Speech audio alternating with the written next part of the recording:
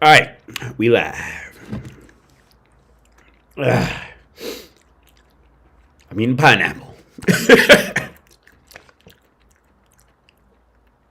It's delicious.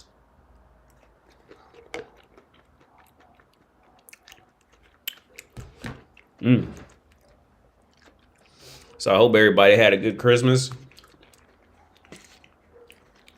Christmas was cool here. I'm not one for holidays, so we didn't do any gifts or anything like that.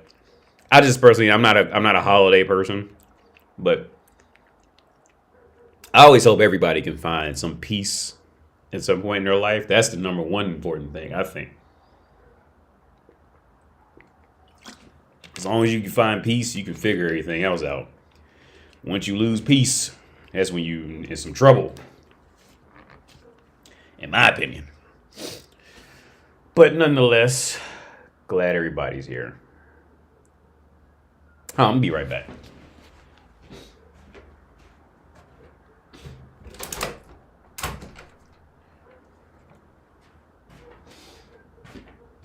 But yeah, glad everybody made it through Christmas.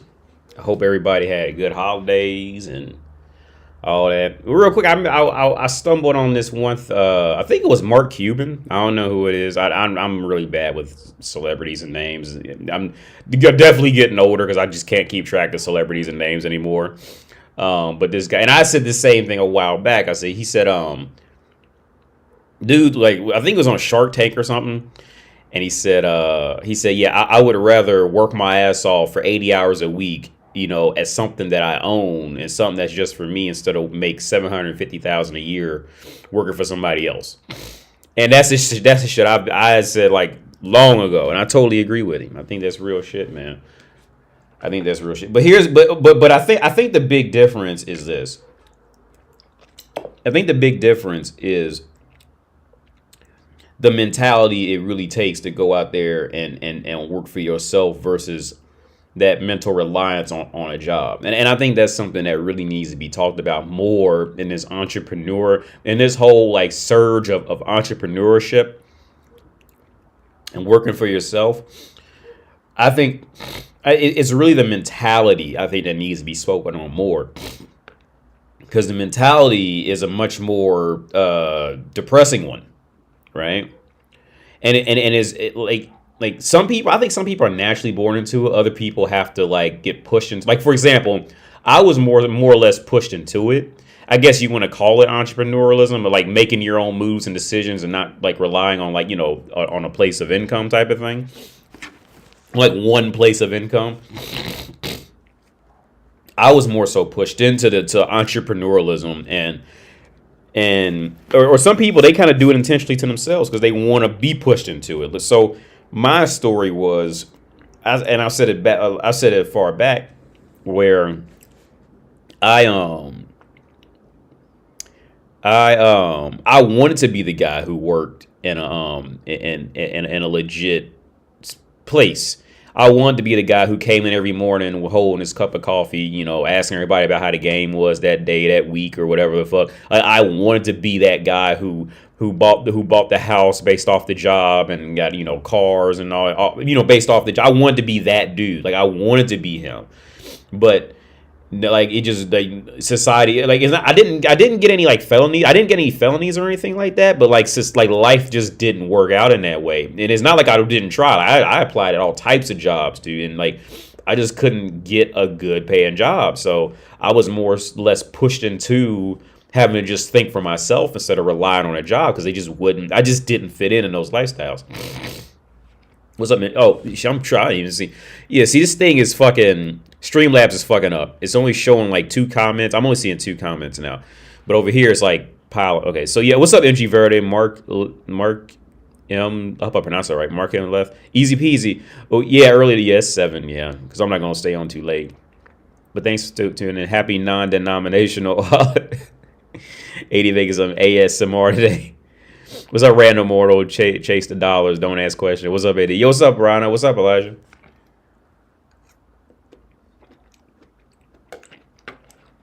But there's other people who get pushed into entrepreneurship shit because Maybe they did get felonies and society just won't hire them, right?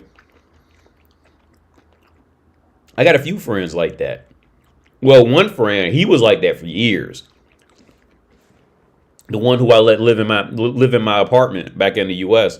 while I was over here, he was like that. There was no way with his credit score and criminal background, there was absolutely no way he would have gotten to that neighborhood, right? So I let him live there, and he lived like that for majority of his life. He lived, either getting the typical American felon jobs, or just didn't work and lived off of just hustling and shit. But he ended up getting he ended up taking one of those typical felon jobs and worked his way up. And now he's good now. He's running, like he's a big boss now. He worked his way up out of it. Another friend of mine, he had bad drug problems. He had bad drug problems. And I don't want to put all his business out there, but he ended up going to business for himself. And he's been doing good. As far as I know, he's doing good. But the thing is, when you like off on your own, like both lives have pluses and minuses, man. Like entrepreneurship or just working a job for somebody, they both have. Like anybody who's a true entrepreneur in any kind of way will tell you that both lives have good and bad sides to them, right? Anybody who really went out there and did something like for themselves on their own type of shit, they will tell you, if they're being honest with you, the real people will tell you that both sides have good and bad. Because when you working at a job, you don't have to worry about if you're gonna get paid this week or this month or next or this month or whatever. If you got kids to feed, if you go work a job, you're gonna get some money. Typically speaking, at the end of the month type of shit, or at the end of 2 weeks, end of the month, however, whenever you get paid. Now if you just put in that time, you don't get paid something, right? It's relatively guaranteed. Most places it's relatively guaranteed. Right now, you're going to get a fraction of whatever the company earned off you, but you going to get paid, right? So you have that peace of mind with when you go work at a job. Like, yeah, you are spending like 8, 10, 12 hours a day somewhere, but you have that peace of mind of knowing that you got that money coming in, right? You have that peace of mind. And that, like I said, peace is important. Whereas on the other side of it, like when you work for yourself, you can make just a bad call and fuck up all your shit. You know what I mean? Because it's all on you. So, or you can go months and just be on just a bad streak of making bad calls, dude, and it's just on you. You fucked up. You know what I mean? But on the other side, like if it's something like whatever you're doing, it is like totally like for you and what you're building in whatever sense. And also, depending on what it is, you can have a lot of free time to do whatever you want to do in the off time, and you're not tied down to an office or a building or, a desk or whatever the fuck. You can move around on your own. So you do have that freedom to kind of, to have the other peace of mind of knowing that you only going to do something because you felt like doing it type of shit. You do have that other side. But okay, with any billionaire, millionaire, entrepreneur, they will all like none of them. If you sat down and had a legit beer with them and talked to them about it, like they would share all this shit with you, dude. Like they would share all of it. Like at the end of the day, man, like no life has everything. And so when you speak to like a fucking entrepreneur who's trying to sell you this shit like it's a perfect life and he's relaxing with his feet up on the table looking over a skyline type of shit, like them motherfuckers are selling you, them motherfuckers are trying to sell you something and showing you that, you know what I mean, like because they're fucking lying, right? Don't get me wrong, I mean there like I said a while back, there are moments where it can be, like it can be sexy, don't get me wrong, just like if you work in a full-time job, there's moments where and how that can be sexy, right? Depending on where and what you're doing. But both lives, there's pluses and minuses to both lives. And real quick, one I wanted to talk about was Rana says the 8 hour requirement of a job. Yeah, I agree, Rana.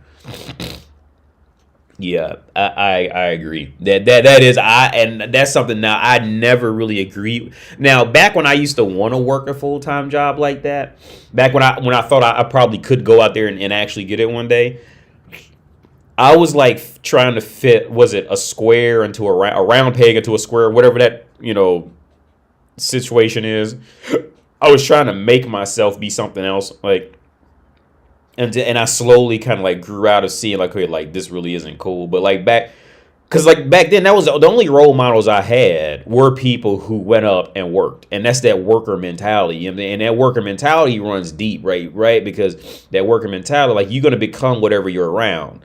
And I come from a, relatively speaking, a working class family. My mom was a social worker, and my dad was a mechanic. He's retired. My mom died, but my dad, he's retired. So like everybody, and this is all you gotta remember, man. Like this whole internet and doing shit online, this shit didn't exist when I was growing up. So you were really locked into whoever you was, or whoever you knew and what they were doing. That's pretty much what you was doing, right? So so all I knew, the only role model I had, I mean, you heard stories and myths of people going to get paid for playing video games and shit like that, but it was nothing more than it was no more than mythological back then, right? Back in the fucking 90s and early 2000s, getting paid to play a video game was nothing more than mythical shit back then. This was like pure myth, right? Like you knew it, like you could see it kind of happening maybe somewhere, but like it wasn't gonna happen to you type. Especially in the middle of fucking Ohio, right? Oh, so and I came from a working class, and everybody like that was just what like they like you were trained to just grow up and work, right? There was no other way around it. You just grow up and you work at least 8 hours a day. You put pride into breaking your back for somebody else. You put pride for getting dirty and sweaty or just being mentally. You put pride in being exhausted, right? And that was a mentality of pretty much the entire area and realm of people I grew up with. Right, that was it. There was no other life. There was a guy who came to visit me from the channel, and we talked about he grew up a totally different life. He grew up a life where people around him taught him how to think with his brain first, a lot more with his brain first, and there was a life where you could earn money like not breaking your back or not being completely mentally exhausted. Like, and it was crazy to hear it, that there were families out there who didn't raise their kids like that. Because like I said, how I grew up, it was the whole thing like you have to get up and go to work. You got to do some work. You got to work. Like Rihanna, work. So when I got older, it was a big conversion period for me to finally figure out like, oh, like I could like, because here's the thing, I was always kind of AD like all my life, like and usually the jobs where I did end up excelling at were jobs where I had the opportunity to sit down and just talk to people, and those would always be the jobs where I would excel. Every other job I would get fired or do something, or like just wouldn't make the cut for whatever reason. I was awful. But if I could sit down and talk to people, that was always me with talking was always the my superpower. Like my superpower has always been talking, right? But I didn't start to realize until I got older, like, wow, I could actually, make money talking, right? It's like I said, where I grew up, that was just impossible.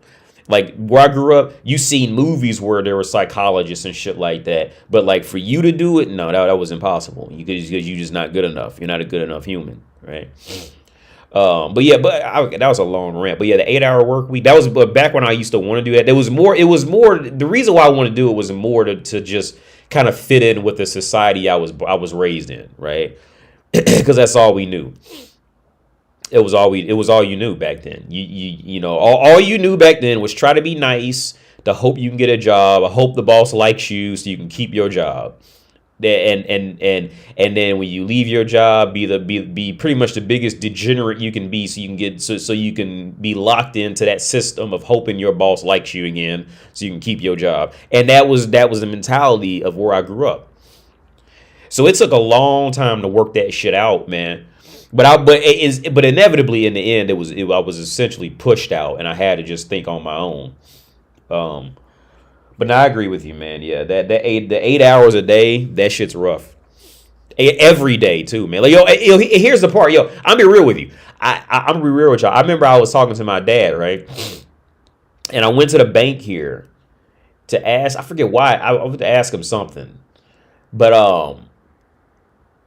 I remember just noticing just how tired and frustrated all the people looked working in there. And when I finally got to speak with somebody, it clicked. It was like, oh shit, you got to be here for 5 more hours. And then on top of that, it was like, yo, you got to come back in here tomorrow and be in for 8 hours again. like I've been so like my life has, I'm not saying I'm better or less than anybody, but my life has gone in the current trajectory to become so removed from that mentality of working 8 hours a day, to the point like that shit completely blew my mind. Like, damn, like you have to go in here. Like, I mean, but again, like I'm not trying to say it's like I'm better or worse than anybody. This is just the position where I am at the moment. Cause like, yo, anybody can become in, can do better or worse at any given time. No one is immune to anything, right? But where I'm at, it was like, damn, yo, you got to be here for 5 more hours. You got to be here. You got to come in tomorrow and do this shit again. Like, yo, like you can't, like, whew. But I remember when I was in college, and this is right when I was finishing my biotech degree, and I wanted to get a job. Because you're always broke when you're in college or university, unless you got rich parents, which is a lot of kids like that, but I wasn't like that. You're always broke in college. So I was going to go get a job. I wanted to go get a job, and I remember thinking, like, I don't even know where to go get a job now, because the college had pushed me down this road of of being more so self-taught in the real world type of thing, that I don't even know how to apply for jobs. I didn't even know where to go to get a guaranteed job. I didn't know people who was working. I just didn't know. So yeah, years went by and I ended up becoming a tutor. And that was between being a tutor, and I worked at Dell in a warehouse. Between those 2 jobs were by far the best jobs I ever had. As far as like go reporting somewhere type of thing, right? When I worked at Dell, we had pretty much this family there, and we worked 3 days a week, 12-hour days. We got paid for 40 hours. And we formed like literally a family in there. Like everybody was friends with each other. Everybody was cool with each. Like there was no like bickering and fighting. If it was, people kept it quiet and moved on. Everybody was cool. We did that for about 1.5 years, man. And then the tutoring job. That was a great job. I missed that job too. Those are the only jobs that I can think of right now that I miss. I mean, when I worked for Krispy Kreme, I was a driver for Krispy Kreme, and I miss the people on the stops when I first started.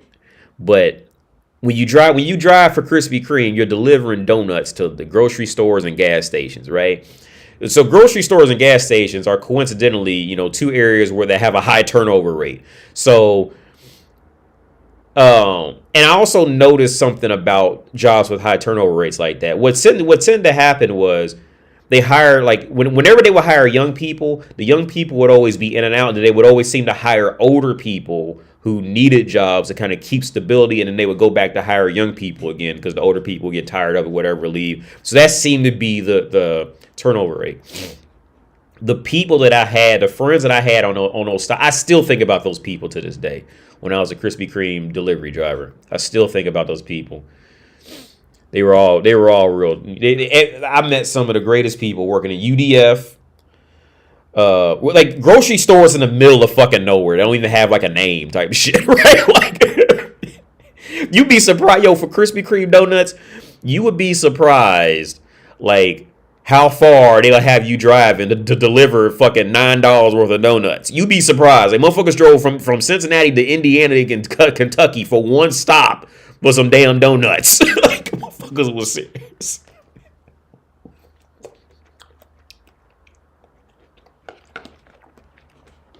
Oh, one other thing I want to talk about before I start the video is the education system, right? Well, I don't know if it's education system or it's the culture. I don't know which one's to blame. And one thing that I think is really important with my son, I want him to learn, and I'm always going to try to put it in him, is that it's okay to fail. It's okay to be wrong, and it's okay to fail, right? This is another thing I've noticed in families, right? Even back in the US or even families here, I've noticed this. This is a trend that I've noticed. I don't say a trend. It's a cultural thing, right? It has nothing to do with where you live, but the level of education, right? And this is one thing I've noticed. So maybe somebody can chime in on this. But with families who typically come from an uneducated, culture, what seems to happen is they view being wrong and failure as this ultimate evil, this ultimate, almost betrayal of existence kind of thing. like it's like this ultimate demonized thing is to be wrong in the field. But here's the thing though, with the families, it doesn't like from here to US. It's always like this is one consistency that I found. In the educated families, being wrong and all that shit was almost, okay, at some point, motherfuckers will get on you for being wrong. But at least with from educated families, to be wrong was almost seen as like, okay, be wrong, now grow, now fix it. You know what I mean? Whereas from the uneducated, it's like, you're wrong, so don't try it. Like the uneducated cultures seem to be like, okay, seem to respond to failure as, you failed, never try this again, right? Whereas the educated groups tend to go, okay, you failed, get up and try it again, right? And I think those are two very important and different responses to failure, right? I think those are two very big and different responses to failure. Because like I said, where I grew up, it was pretty much mostly blue collar workers. It was not a poor area, but it definitely wasn't a rich area. But I say more cases than not, like, okay, university and college just was not on. University and college was just not even in the school plan for the students that went there, right? And these were little things that I didn't notice until I grew up. Because here's the thing: the friend of mine I told you about who works at University of Cincinnati. He like, because me and him, we both failed the 9th grade together, right? When we went to 9th grade, our freshman year in high school, for those of you in the US, you know what I'm talking about. But we both failed the 9th grade together. And he actually went to college first. He went to Toledo, University of Toledo. He went there first. And I didn't go to college until I was 22. I went later. I worked for a little bit, and then I went to college. And we talked, we've been friends since we were in kindergarten, right? And our moms knew each other before we were born. So we were friends, all our life. And now he teaches he's been teaching at UC for, I don't know how long now. He's been there. I don't even know how long he's been there. He got a nice house, nice car, all this shit, working down. He's been a teacher at UC for years at minimum. Well, before I even came here, he's been doing it. So at least 10 years now.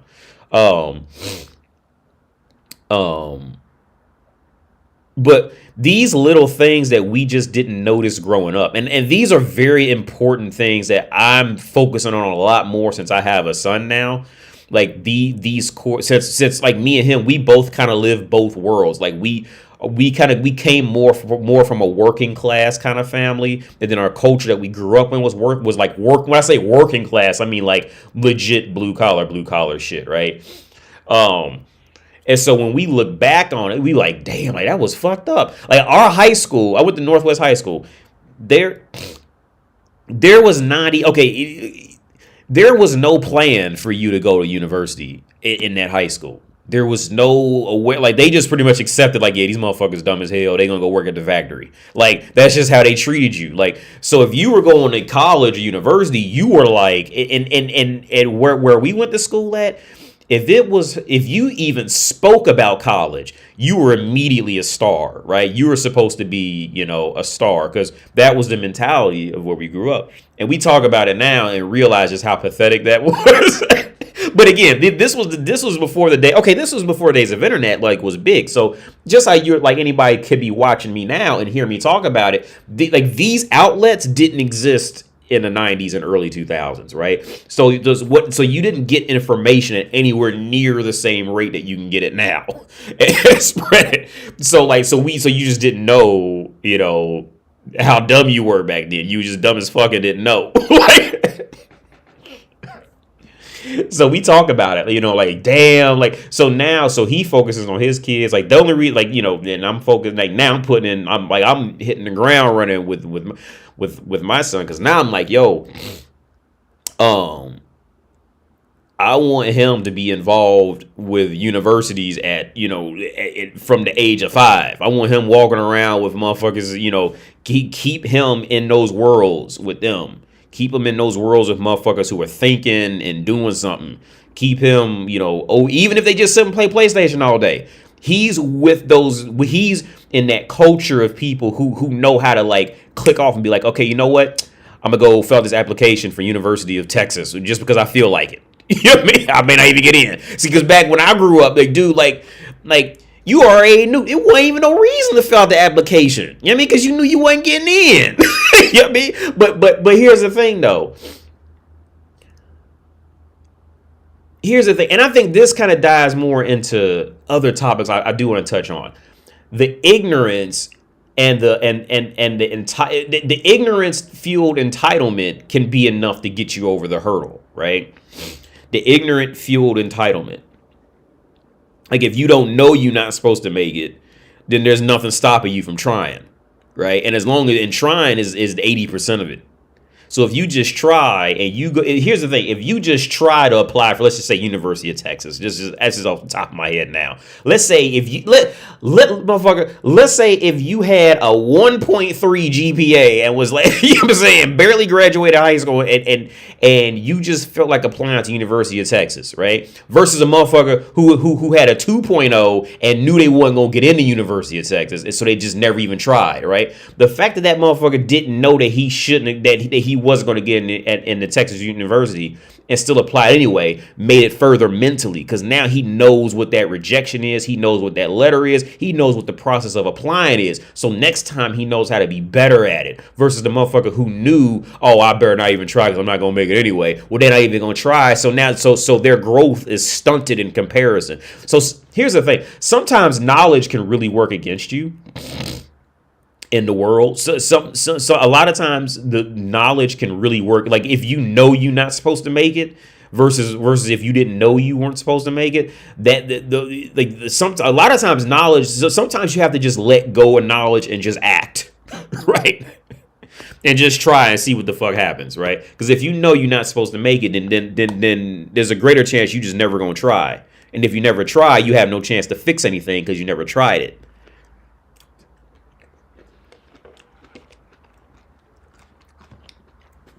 But yeah, back to the education system. I think it's more that, now I'll correct myself. I think it's more the response to failure. I think that's that's the more important thing. The response to failure. So I'm going to blame the education system on that. I'm not going to blame the education system on that.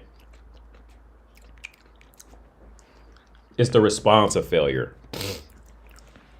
The response to it is what's more important. And I think that's the part that's going to keep the two separated.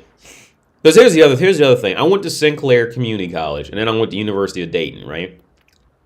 In Ohio, those schools are pretty much the two opposite ends of the spectrum in terms of like, prestige and how much money it costs. It's like literally the total opposite. But the weird part is how they actually communicated with themselves. Because I was the ambassador. I worked at Sinclair. I don't think I worked at University of Dayton. Now watch, I'm lying. Watch, I probably did work there. I just forgot. But what happened is that Sinclair was the lower school, right? And that's where I got my first 2 degrees from. Sinclair was the lesser school, and Sinclair was trying to dress up to look good for University of Dayton or like Wright State University.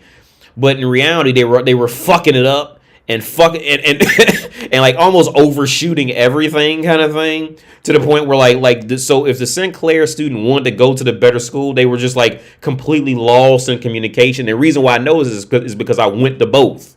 Right, and UD was like trying to like make it easier for them, but they would come like it's okay. It's almost like when you trying to dress up for somebody who you impressed by, but the person you impressed by is really just wanting to get to know you. Well, that communication is like just wildly up because you're walking in a room with trying to be all perfect and all this shit. And this motherfucker walking in like, hey, what's up, man? Like the communication is totally fucking off, right?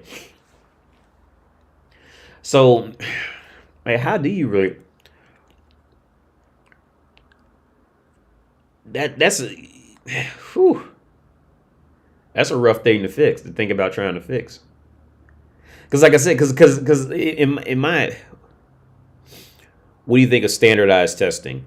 Chris Leva, I got to look up exactly, so I don't say some goofy shit. I got to look up exactly what that. Let me do a quick Google. What's my phone? Let me do a quick Google search, just so I can answer it directly. But what's up, JD? AD, you're describing the paradox of knowledge. It's being told you would die of cancer in 50 years by some wizard, but you know you could jump off a roof and delete yourself. Is the future real? Yeah. I agree. I never... Wait, you can graduate with a 1.3? Dude, Chris Levy, I bet I did so bad in high school, I probably graduated with a... Now, I think in university you can't graduate with that low. Can you graduate that low? I can't even remember. I think in the university you can't. They're not going to let you do that. But I think in high school, back when I grew up, you probably could. You as long as you just got a D or higher, that was passing. And yeah. Okay, back when I was in high school, because I remember, a D and up was considered passing, and you can keep going. But when I went to college, a D, or I'm sorry, when I went to grad school, you had to get at least a C or higher, and a D meant that you wouldn't. A D in grad school where I went, a D was not like you got kicked out or anything like that, but that D could come back to fucking hurt you later on, whether if your school just wouldn't accept it for graduation, or let's say you had to go get testing like to supplement that degree so you can practice in your field. Once that testing facility sees that you had a D, well, they're not going to let you test until you get at least a C or higher type of thing. But I want to say when I was in community college, it was some issue with a D, like they wouldn't let you. You had to keep a certain GPA up the whole time. But in high school, I'm pretty sure, because I did terrible. I did awful in high school. I did absolutely terrible. I did absolutely terrible in high school. I failed. Look, I'm going to tell you the truth. The truth. The CHRUF. When I was in high school, I failed every course the first year except gym or PE, whatever you want to call it, physical education. I failed every course except physical education and I can't remember, it was one other class, right? So out of all the credits I should have got, I only ended up with 1.5 credits, which is pathetic, right? But here's the thing though. I remembered I was so ashamed of it's the cardinal sin. Is that the word? The cardinal sin? The cardinal sin was to have to repeat a grade, right? That was always something I was just personally embarrassed of, right? And it was always this embarrassing, maybe because my mom had her master's degree. So she kind of put into me to do the school and all that shit and how bad it was to get F's and all that. So she had died right before I started, literally the month before I started high school. She had cancer and died. But what she had put me that fear of failing and all, a fear of failing a grade. She had okay, so I remember I had failed every course that following year except 2 classes. And I'm not going to blame failing on her. I'm not going to blame failing all the classes because she died and all that. Look, I went in there and failed those classes. I'm just own it, accept it, move the fuck on, right? I failed all those classes. And I remember I went to her name was Miss Gerber. I went to Miss Gerber and I asked, well, look, is there any way I can make up these credits so I could pass on time? And for a while, everybody was saying, no, yeah, you failed too many classes. You're going to have to stay another year. Right? Until one time I had I'm pretty sure it was Miss Gerber. She counted all of it. And she said, well, no, Wendell, look, if you pass all your classes and go to summer school every year and pass all those classes, you can get out of here exactly on time, right? Like, you can, like, literally, if you fail one class, you're gonna have to stay a whole nother year. I was like, all right, bet, I'm doing it. And I did it. And I passed I went to summer school every summer. Because I used to have to walk to summer school. I went to summer school every summer, and I passed every course for the rest of my high school career. I didn't fail one more class. I wish I could get the transcript so I could show you and prove it to you. Yeah. Because I was so ashamed of it. I did terrible in high school. Like, absolutely awful. But also I'll say this, that, you know, looking in hindsight, like, high school has no correlation to, you know, real life. Absolutely none. There's, you know, well, real life has no correlation one year to the next. Motherfuckers be medical doctors one year and be hooked on heroin the next year. You never know. But I mean, I think, okay. So, but my thing with education is I just want my son to I just want to know that he knows how to do something, and then I'm good. Yeah, I'm behind. Had a brief scare in 8th grade, almost failed English, passed with a 70. Yo, Ron, I tell you what, man, yo, this is gonna be embarrassing. I failed every history course I ever took in school, and I would still probably fail them now. Right? Because I hate how history courses ask you questions. I genuinely hate history teachers because they get, okay, because I'm interested in history, but a different overall sense of history, right?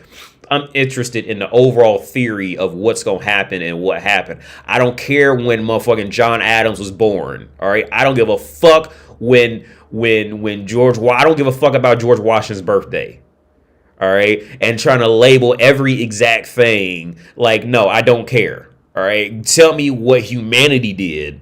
Yeah. I'm interested in that. But I have absolutely no care about the planes used in World War II. I don't care. Right. I'm not dissing anybody who does care, but I personally don't see any value in it, you know, from my perspective. Right. I mean, I think it's admirable if you do know what kind of plane was used to go, you know, to fly somewhere. I think it's admirable. Don't get me wrong. But putting it in a class is just, I think that's just trying to stroke your own ego at that point. You know, because I think it's really just stroking your own fucking ego. And then, now what I do want to talk about in the education system that I think is kind of fucked up, though, is in the American system is going to college, because, like I said, university in the U.S. is really made for the rich, for real. That's all it is, man, honestly. And I shared my thoughts on that about 2 weeks ago. The university in the U.S. is really made, it's purely made for the rich, and it just enslaves the poor. That's all it is. Because the theory of, if you go in there and fail, let's see, okay, because when you got to take out student loans or whatever the fuck like that, like, if you ain't got enough money, if your parents don't have enough money to throw you in a house and send you to school on the other side of the country, then you're a poor going to university, all right? Accept it. I was a poor going to university, right? But but university in the U.S. is purely meant for the rich, and it just enslaves the poor. So when you go to university in the U.S., what's going to happen if you're not a rich? You're going to have to take out loans, right? You go to a court. You're going to take a class, right? Now the whole time you're taking a class, a small part of you's always kind of panicking and freaking out because you don't want to have to take the class over again and pay double the amount or triple the amount if you fail it 2 times, right? And then you got this fucking snobby cunt asshole of a teacher that's being a fucking cunt, right, that's going to like grade you horribly, you know, just horribly strict for this class that you're paying for. And if you fail, so it's clear that you want to pass because you're paying for the class, right? But if you fail, now you got to pay again for it with money that you don't got. And this fucking snobby cunt bitch ass teacher's up there with this fucking attitude, like looking like, oh, you should study harder next time. Like, motherfucker, I'm paying for this shit. Don't you see I'm paying thousands of dollars for this class. Do you think I don't want to pass this motherfucker? Like, think. Like, you would think motherfuckers would apply logic, but no, they don't care. Because the reality, everybody cares for themselves, and the teacher just wants to, he wants to pay his mortgage or rent and pay child support, and you know what I mean, and and kick it. But the university, the university, American college system, American education system post high school is just it's bullshit. Like, so when you going on in there and learning, okay, so essentially what university in America is, if you're not part of the rich, you're literally learning because you're held hostage for the money in hopes that you gonna make it. That's literally what the fuck it is. So now when you're learning, you're sitting there reading a book shaking like, oh my god, oh my pass, oh my oh my pass. Since what I have to pay again, I don't have to pay $3,000 more again. So you're not learning. You're literally learning out of it's a little like you're held hostage for this money to learn when you're just half the time in pain. Like, this shit is setting America up. At this point, America, in my opinion, is being set up to fuck up. And it's already coming out. In my opinion, it's going to come out in the military already. Right? Because this drive up in mental illness and all this shit. I'm sure that's already affecting enlistment stats right now, because it's making it harder for people to join, because they're not going to take you if you have a mental condition. Or maybe they relax on that a bit. But on top of that, this whole sense of like just being fear driven, that's essentially, like, I would say at least 20% of all domestic earned money that America gets is from fear based shit. That's what I would say. And when you boil it all the way down. But Mario says, I felt that way in the college the whole time, but thankfully my parents paid for it, so I was blessed. But you're right, most of the teachers are terrible. They have no incentive to actually do a good job. Yeah. And then it's like, Mario, yeah. I'm glad you had that situation, but yeah, because then when it comes to making a test, it's like they intentionally make this shit hyper confusing, because they don't want to be seen like they're just giving you the answers, because then they think that, I'm giving them the answers and they're gonna fire me. So it's like they got to make they have. I remember I had a biochemistry teacher. He was a cool dude, but a horrible teacher. Well, I would say he wasn't a horrible teacher. He was just so struck up on his ego. I had a biochem teacher who he would do that shit. He would give you a study guide, right? He would give you a study guide, and he would teach you shit in class, and whatever you like. It was. I learned by the second test that there was no point to even look at. Just throw the study guide away, because it was a waste of fucking time, right? I learned that by the second test. This is a waste of time. I'm not even reading the study guide. Just throw it. He give me that study guide. That study guide would go right in the trash can, right? I'm not reading that shit, because one, I'm paying for this class. So I'm stressed out because I'm paying for this class. And two, you giving me the runaround on shit to actually study. Like, where at some point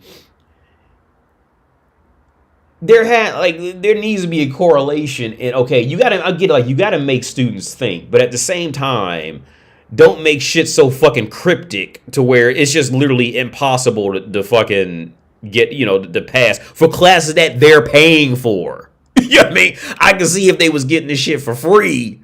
Now, yeah, like if I was coming to you for free, yeah, run all that shit all you want, because I'm not paying for this shit. This is my hobby now. But now I'm paying for this class, and if I fail, I gotta pay again. And you still on this bullshit of just being hyper encrypted nonsense. Like, get the fuck out of here, man. Like, yeah.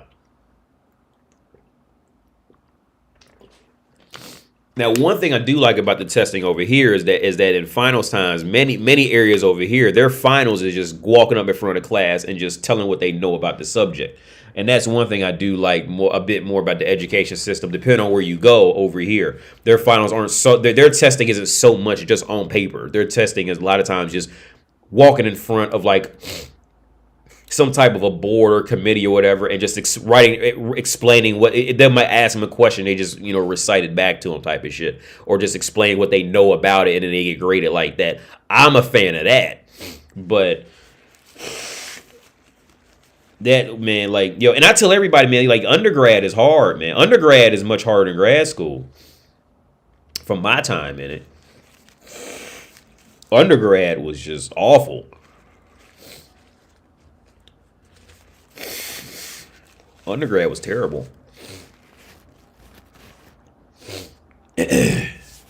Grad school was a fucking breeze. I tell everybody, if you got a bachelor's degree, because here's the thing, most people who get their bachelor's, they be like, no, fuck that, I'm not going back.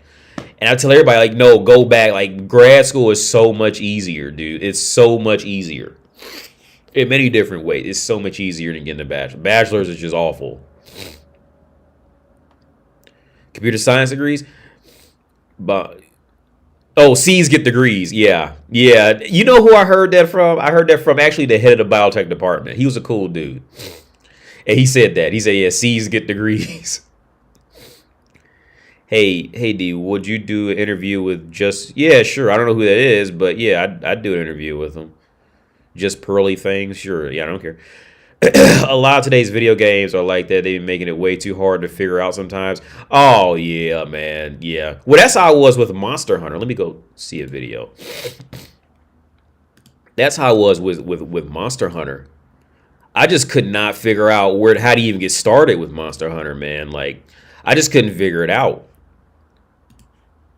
I'm trying to... Is it doing that thing? Yeah, it's doing that thing where if you send me a link in Subscribestar, I can't watch it.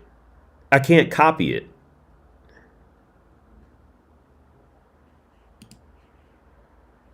Like, it copies the wrong shit for some reason. Maybe I can type it in. Being a bully myself and misguided, who was bullied low-key by family members who put heavy expectations on me. Man, yo, RT, yo, yeah, man. The thing, my thing is, yeah, it's all about the culture and shit, right? And this is where I'm with Kratos and the new guy. That was one thing I did like about the new Kratos, was that, he clearly learned, he had that higher sense of awareness on culture, and she ended up killing that. The old God of War, not the old, but the first God of War on PS4. He ended up killing the son because the son was getting ready to kill the mom, right? But one thing I liked about it is that he seen the overall rhythm of what was happening. He said, "Yeah, I'm not gonna let this happen again," and killed the son instead. I mean, well, no, I'm not saying you should go around killing people's sons, but what I'm trying to say is realizing the reality of what's going on around you, and having the balls to stop or start certain things, right? Having the balls to get up and do it. Because here's the thing, man, like, I don't care if somebody's your parents or grandparents. Like, your parents and grandparents, they just like you. They humans just like you. They gonna have fears too, and they gonna have fears and anxieties and all this shit from their childhood, and they don't want to tell you because they don't want to look weak, right? So it's up to you to understand that and just separate yourself as much as you can, especially when it comes to certain topics. But yeah, where was this?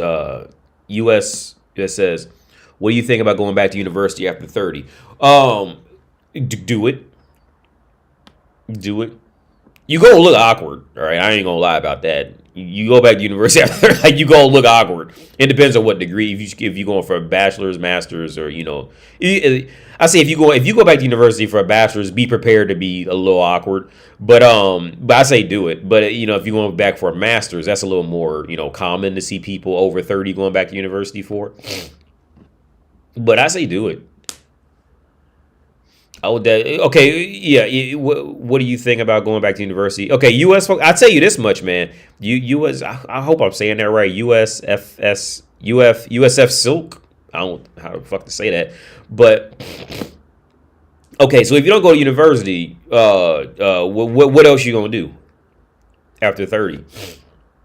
I mean, like, maybe you want to finish a degree, or like, you really don't. I mean, if you just want to become knowledgeable, you could definitely just find things to read on your own and find groups and ways to educate yourself on your own. But if your thing is like you want to finish a degree, totally go back and do that. I'm just gonna be real about it. Like I said, if you're going back to get a bachelor's and you're over 30, just be prepared. Like, you're gonna look a little awkward because this is gonna be filled with mostly kids, under 25, especially depending on where you are. But totally go for it, man. Yeah, totally do that. Complete. I totally, I back you up 100%, 1,000% on that. I would never. Okay, when it comes to when it comes to educating yourself in any way, man, like I wouldn't. I'm always gonna back anybody up 1,000% right? Always. But I think I think the issue was especially older generations. Like it was part of that generation. Like you just don't want to be seen as wrong, So, and I think that because like I said, because I remember those times before the internet, like and before those times, like it was you were just locked into one area pretty much, and the people you knew. So it was like, it's always this thing was like, are they doing this? Shit like that, which is still kind of bit now, but yeah, but back to the original topic. Yeah, go for sure, definitely go, man. I would tell you to do it.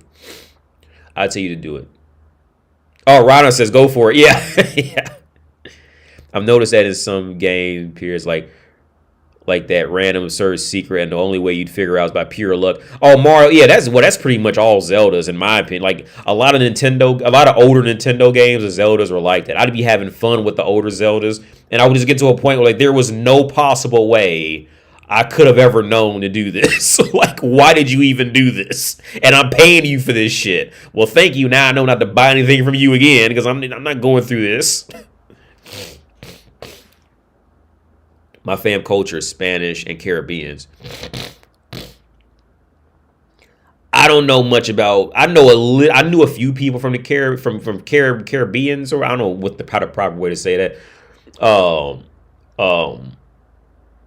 I don't know. Okay, my experience with people from the Caribbeans. I don't know how you properly say that, but my experience from people who would always be from there.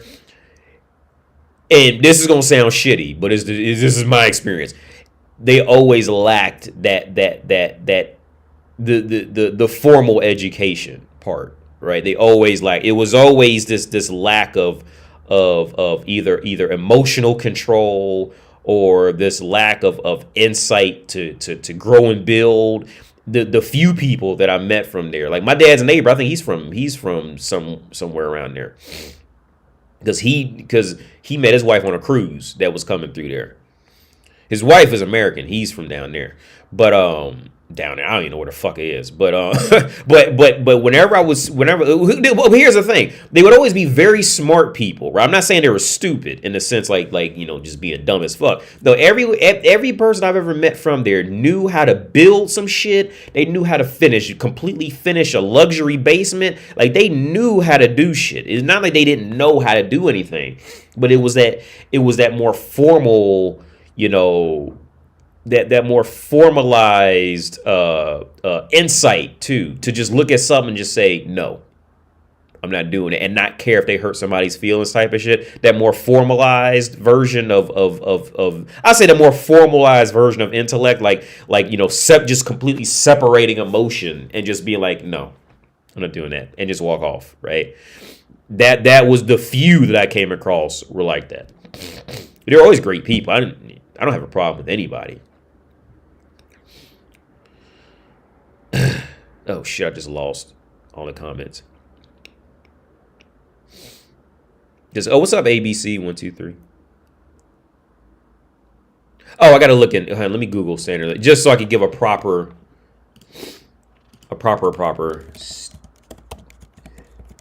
standardized.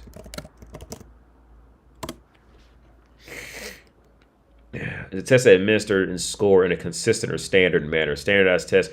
So okay, yeah. Just so I gotta update. Yeah, okay, yeah. So I think at some point you do have to do that, but I think standardized testing alone should not be the number one requirement to be seen as capable, right? Because some people just, some people just don't do good with written tests. I don't do good with written tests. I've always done terrible with written anything, with whether it was texting girls on in text messages or doing online dating or anything through writing, unless it was just writing an actual statement or a paper. I've always been good at writing papers, But when it came to just like a standardized written test type of shit, I've never been good at those. Never. Like I'm so bad at it. What I don't know if I'm so bad at it or they were so bad at it. But I took an English test to work at Skoda, the car company here, because they give you like a free place to live and all that shit. I took a test to do that, and them motherfuckers told me that I don't know how to speak English. Motherfucker, I got 4 degrees from the U.S. and I don't know how to speak English. So I don't know, but that could have been a situation where maybe I fucked up. But they were also using UK speak, and it's hard for me to come up with scenarios and examples until I see it, where like I'll get to a part on like an English test. Oh, so when you take an English test over here, it's usually going to be based off of how UK speaks.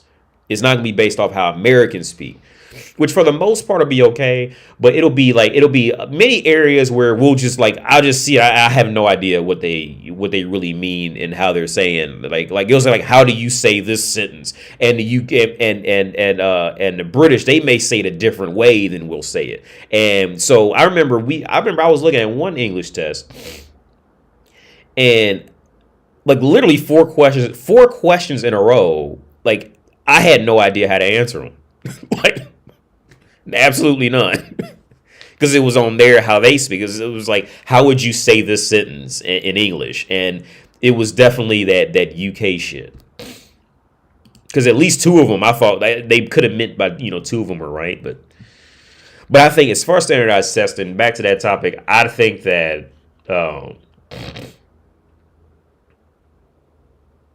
I think that I think that there should be written and verbal. Maybe written. Okay, maybe like a written direct test, meaning like maybe multiple choice, something like that. Verbal meaning just recite, like tell a teacher what you know. If she asks you a question, tell her what you know about it. And then another should be like maybe just like writing a paper, right? And maybe like averaging out like all of that shit to see like if the person's capable or not. But just giving a kid one whole big ass test that's just all written, I think that's just I think that's completely ignoring different ways people learn to explain and express themselves. I believe college and university is mostly for medical field and or lawyers. I believe everything else can be self. Oh yeah, Levon. Yeah, I agree with you. Yeah. Okay, yeah, and I know I would add also, Levon, I would add mathematics. I would add mathematics. But even then, you can really kind of be self-taught with mathematics if you really tried hard enough. But some things it's just gonna be a bit more difficult to learn on your own. But it's also that thing in the world. The world just respects education, like that degree, more than I think the world's slowly growing out of it, but it's still that nostalgia behind it, like the home telephone. Like older people still got home telephones, even though they don't. My dad says he still has a home telephone. Don't even use it. He just keeps it, pays for it, because it's what he grew up with. But yeah, I think degrees are the same. Degrees are the same thing as a home telephone. Why would you be awkward? Go ahead and score those hot 20-something chicks. Your answer to my question saved me a lot from sleepless nights. RT, I don't know if I answered it or somebody else did, but yeah, I'm glad your question was answered. Whoever answered, I don't know if I answered it or somebody else did, but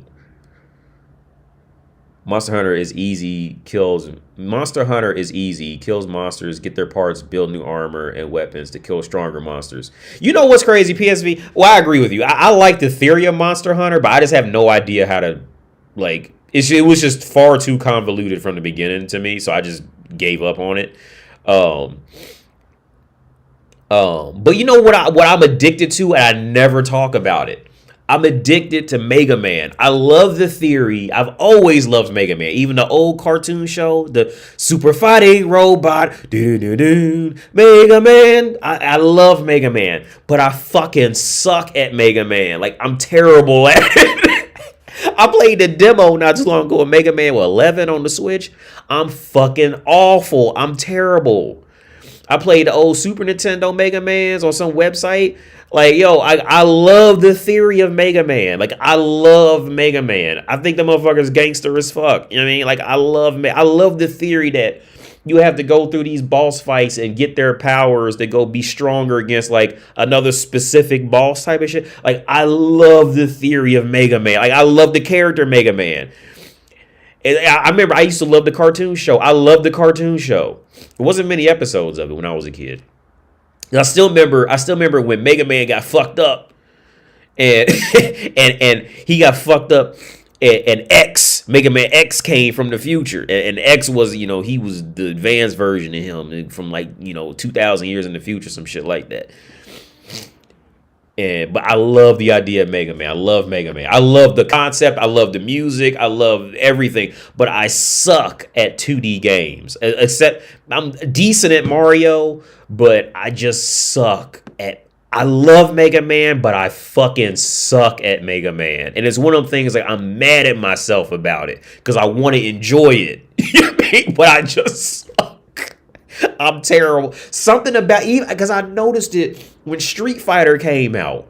Like, because everybody, I like Street Fighter, but something with my brain, like my brain doesn't understand reaction time into, like, it's like I panic or something. Like, my brain doesn't understand reaction time of moving left and right, and do I push up the jump or do I hit? Hey, oh shit, I don't know. And I just always resort to just like smashing buttons.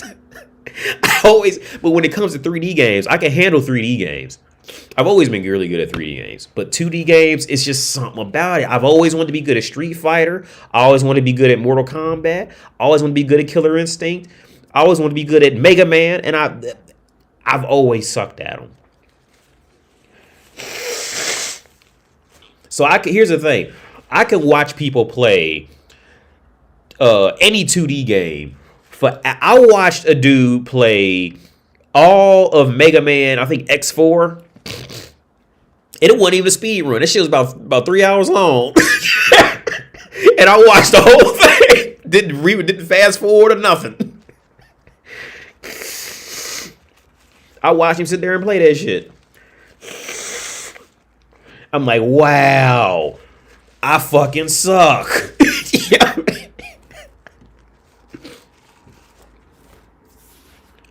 I love Mega Man. Love him. I love the character. But here's the thing, though. I remember Mega Man Legends. Does anybody remember Mega Man Legends? I used to love that.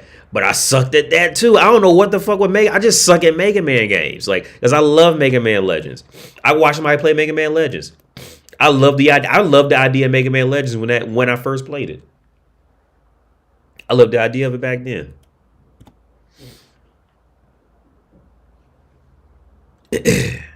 What's up, CGI Life? I heard Mega Man 2 and 3 on NES are really hard. I played, now the one I had as a kid was Mega Man 2. And I think that's the one that had Metal Man in it. Now, I did get pretty good at that as a kid. I remember as a kid, I used to play that. Well, thanks for tuning in. First, I want to say thanks for tuning in, Javi, CGI Life, everybody.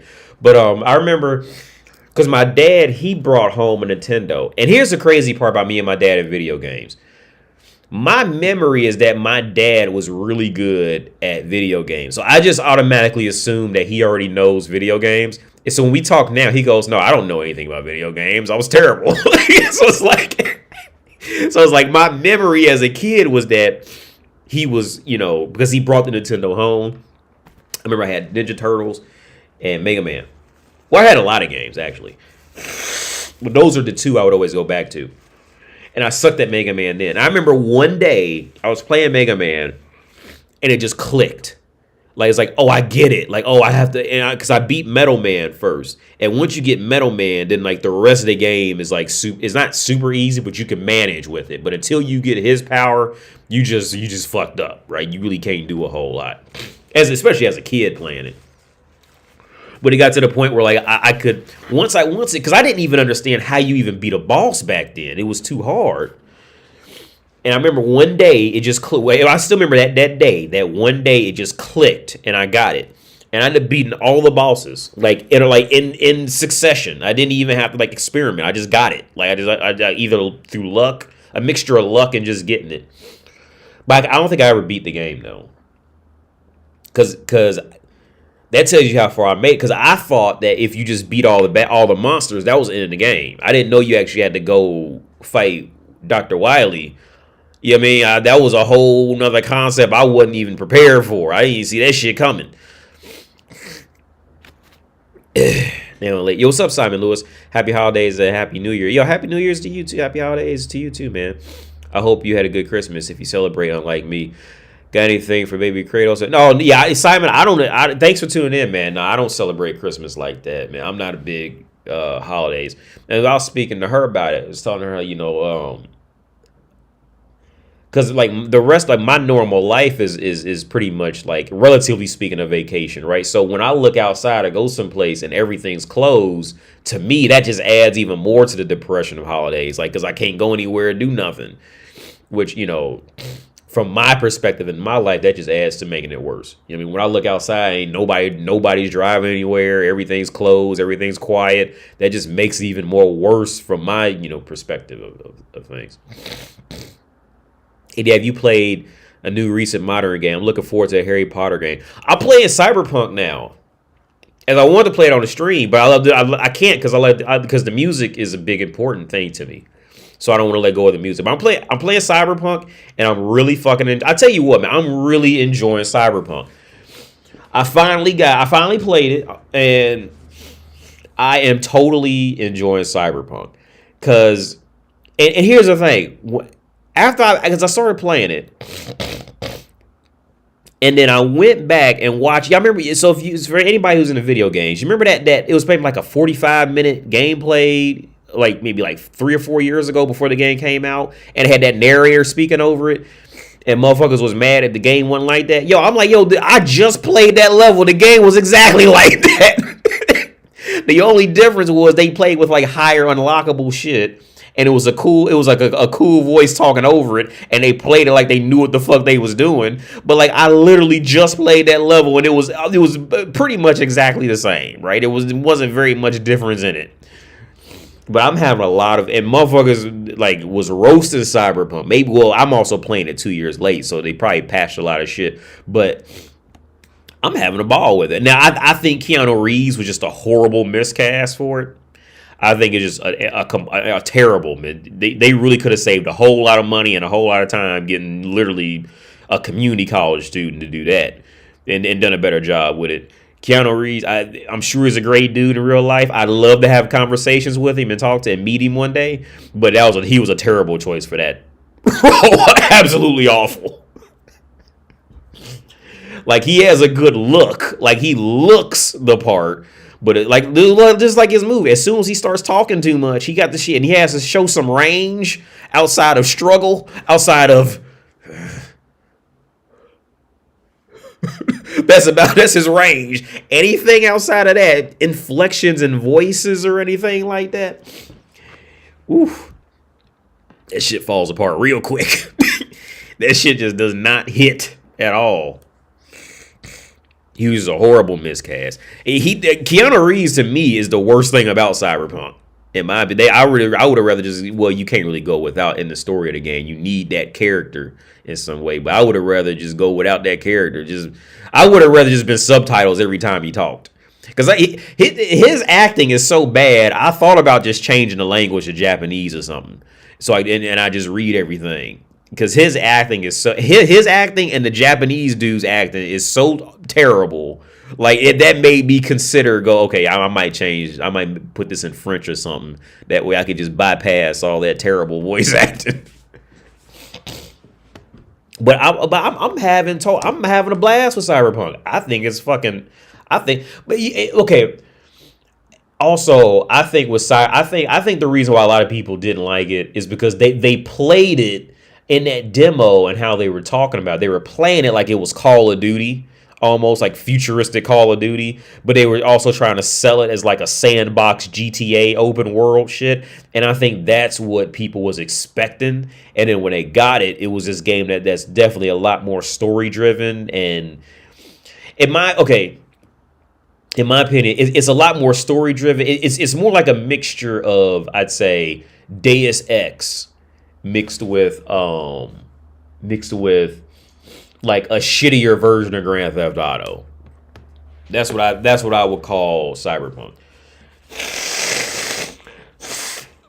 But here's the thing, though.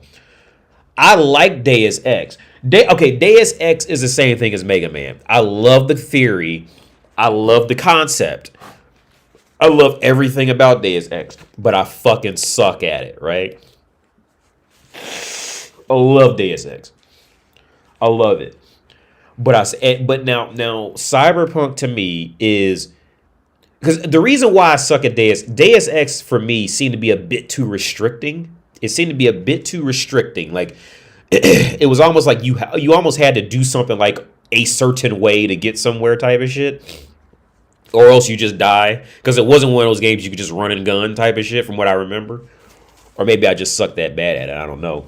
But Cyberpunk is like is the relaxed version of Deus Ex, but it's not so relaxed that it's Call of Duty, right? It's like properly in the middle. If I say like Deus Ex Call of Duty type of thing with technically an open world, but it's nothing, you don't really do anything, and it's more about the atmosphere. So like, for example, when I'm driving like into town from the desert, I'm like, wow, like it looks like, it feels like I'm genuinely driving into a town, like into a city, right? I'm having a blast with it. I think Cyberpunk is great. It's definitely one of my favorite games now. I mean, and here's the thing also, since they kind of tried to sell it as an open world thing, people immediately are going to compare it to Grand Theft Auto. Because I've seen this clip of like comparing Cyberpunk to Grand Theft Auto, and people like running around trying to shoot the car tires out and shit like that. Like, no, this game ain't... Like, there was no point in my campaign that it crossed my... It's like, you know what? I wonder what happens if I shoot these car tires out. There was literally no reason throughout at the moment, I think 18 hours of playing the game, where I thought, you know what I should do? I should see what happens when I shoot this car tire out. There was no thought of that. But motherfuckers are going to compare it to Grand Theft Auto. If you put open world on anything, they're going to immediately compare it to Grand Theft Auto, right? But here's the thing. The motherfuckers at Grand Theft Auto have been making Grand Theft Auto for 30 years. So they got a lot of practice.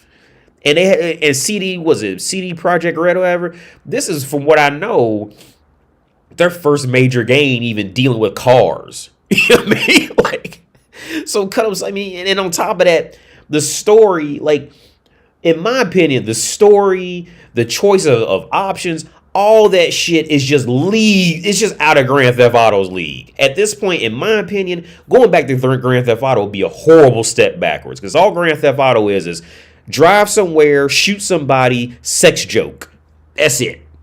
That's the whole theory of Grand Theft Auto. Drive somewhere, shoot somebody, awkward sex joke, repeat that for 30 hours. And that's Grand Theft Auto.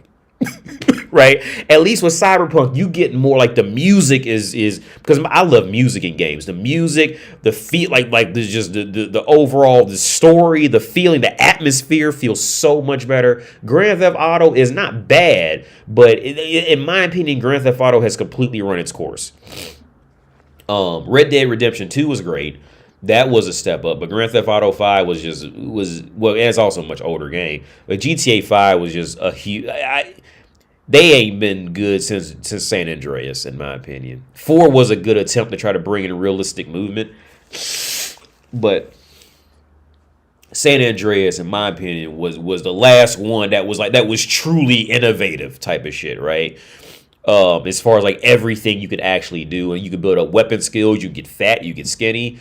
I don't care about clothes. I don't care about painting anything. I don't care about, the color of my car or what kind of, I mean, it was cool as there, but I personally don't care about color, painting my car red with blue stripes on it.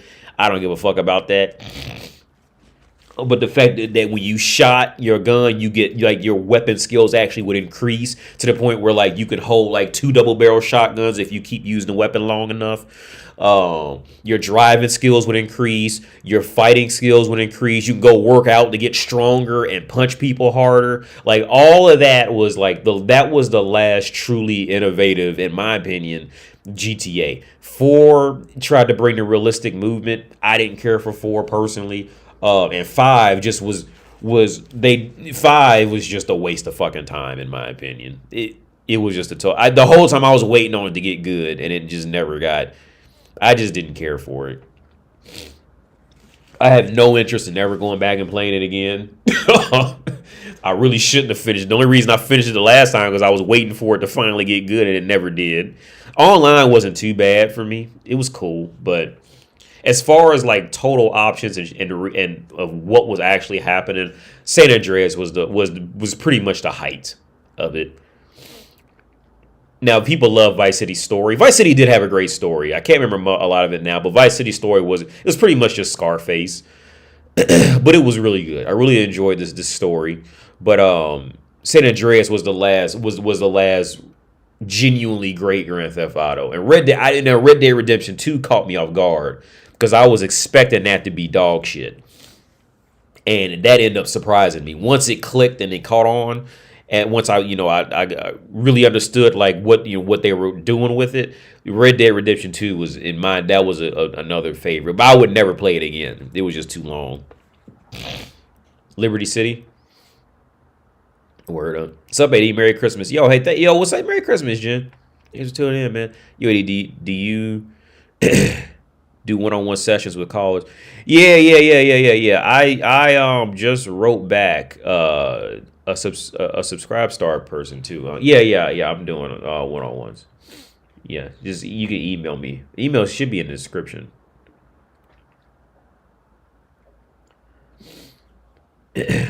Elijah, I didn't care for GTA 5. It was just because maybe I'm a bit older because like I remember when 3 first came out. That was like mind blowing at the time. That was when GTA 3 came out. That was completely that GTA 3 came out at a time period when there was no such thing as getting out the car. All right, either you was in the car the whole game or you were out the car the whole game, and you just had a cinematic of the other side. Right, GTA. I still remember when I first seen GTA 3. My dad was dating this woman, and this woman had a son who was like 20 or something, but he was a real cool dude. And I was hanging out with him, and he was playing GTA 3, right? But he stayed in the car the whole time and was changing the radio station, right? I was like, oh wow, that's a cool game. This is a cool racing game. This motherfucker got out the car, and my jaw hit the floor and was walking around and moving, and the shit looked genuine, and it still looked good, right? My jaw hit the floor, right? The FLO, my jaw hit the flow. I was like, because you didn't do that back then. It was very few games that did that. If they did, they didn't do it well until because then after that, drivers started doing that, or The Getaway. I used to love the game The Getaway because The Getaway was pretty much The Last of Us before The Last of Us came out. Because you would get shot and you would get in. So The Getaway was this game that many people don't talk about anymore. But I really enjoyed the first Getaway. I really enjoyed that. It was based, I think, London, and you didn't have a HUD. But when you get in the car would put on turning signals and tell you where to turn, which made it a little more immersive to me. It made it like it was the little details.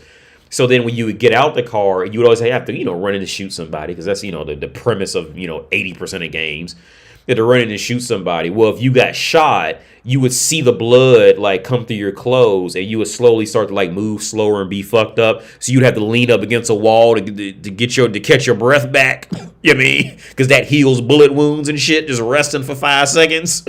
And then you're resting and be up and moving again.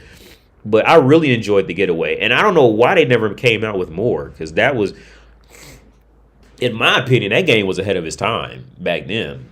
It was pretty much The Last of Us, quality for PS2 era. 80, if you want a good game, open world but it's set in Brazil from an independent company. It's like a Brazilian version of Grand Theft Auto. Check out 171. Never heard of 171. Never even heard of that. Let me Google this real fast. Never heard of this. It's on Steam. Okay. I've never heard of this game. Here, let me put it up. Let's watch some gameplay, as I have never heard of this game.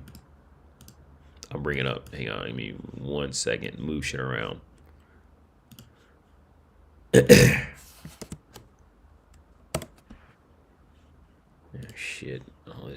Okay, where we at? Oh, wait, you're not even seeing it.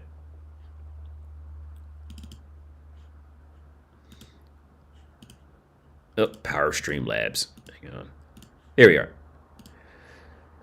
Never heard of this game. Can you guys see that? Stretch this out. Stretch it out. This is early access. Oh, so this is official gameplay. Let's do this. Well, I'm gonna put it on mute just in case they're playing some music. Shit. Okay.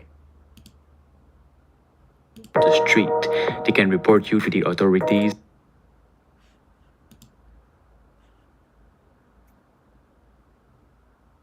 Yeah, it looks good.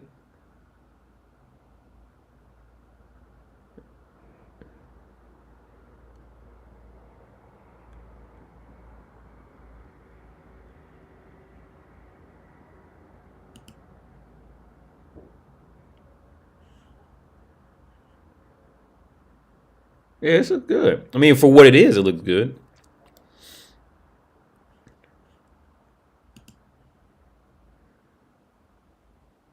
Yeah, this don't look like some old cheap bullshit. It looks good. Because a lot of these games look like some cheap bullshit. You know what I mean? Like, I've seen some games like that. They look like some straight up cheap, you know, because I mean, I get it. Like, it takes time to make games and takes resources to make games and shit like that for sure. But a lot of times I've seen some like that looks good. That's surprisingly a good looking game. I was not expecting it to look this good. Oh, you guys can see what I'm looking at now, but I'm just skipping through it. But yeah, that looks good.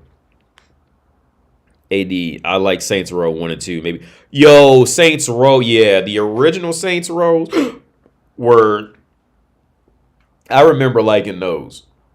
I don't remember much about them. I just remember one mission where I was in a church or something, and we had to like shoot off a bunch of gang members, but Saints Row was good. Then they just like completely what's called jump the shark.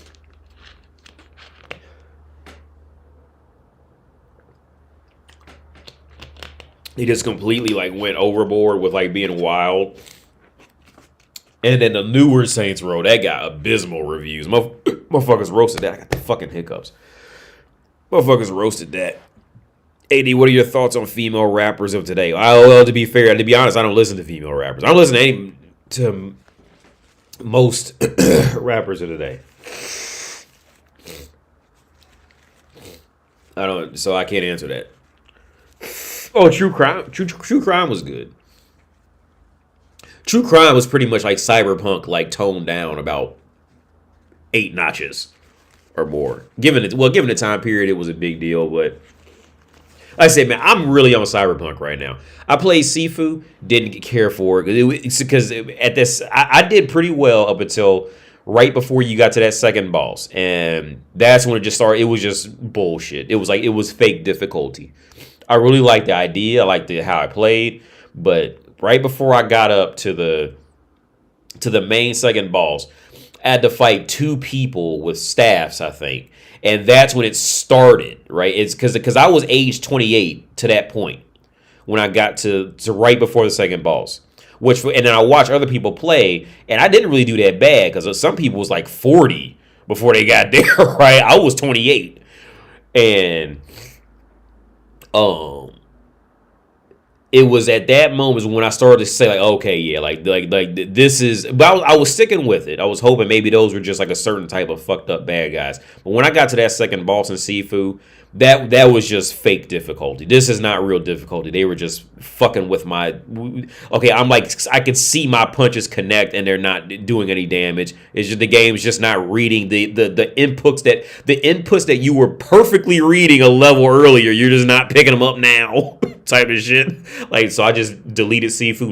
I'm not putting myself through that stress of fake difficulty. This is not difficulty. This is just punishment now.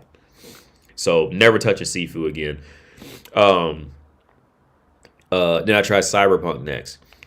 And Cyberpunk, I love Cyberpunk. I think it's great.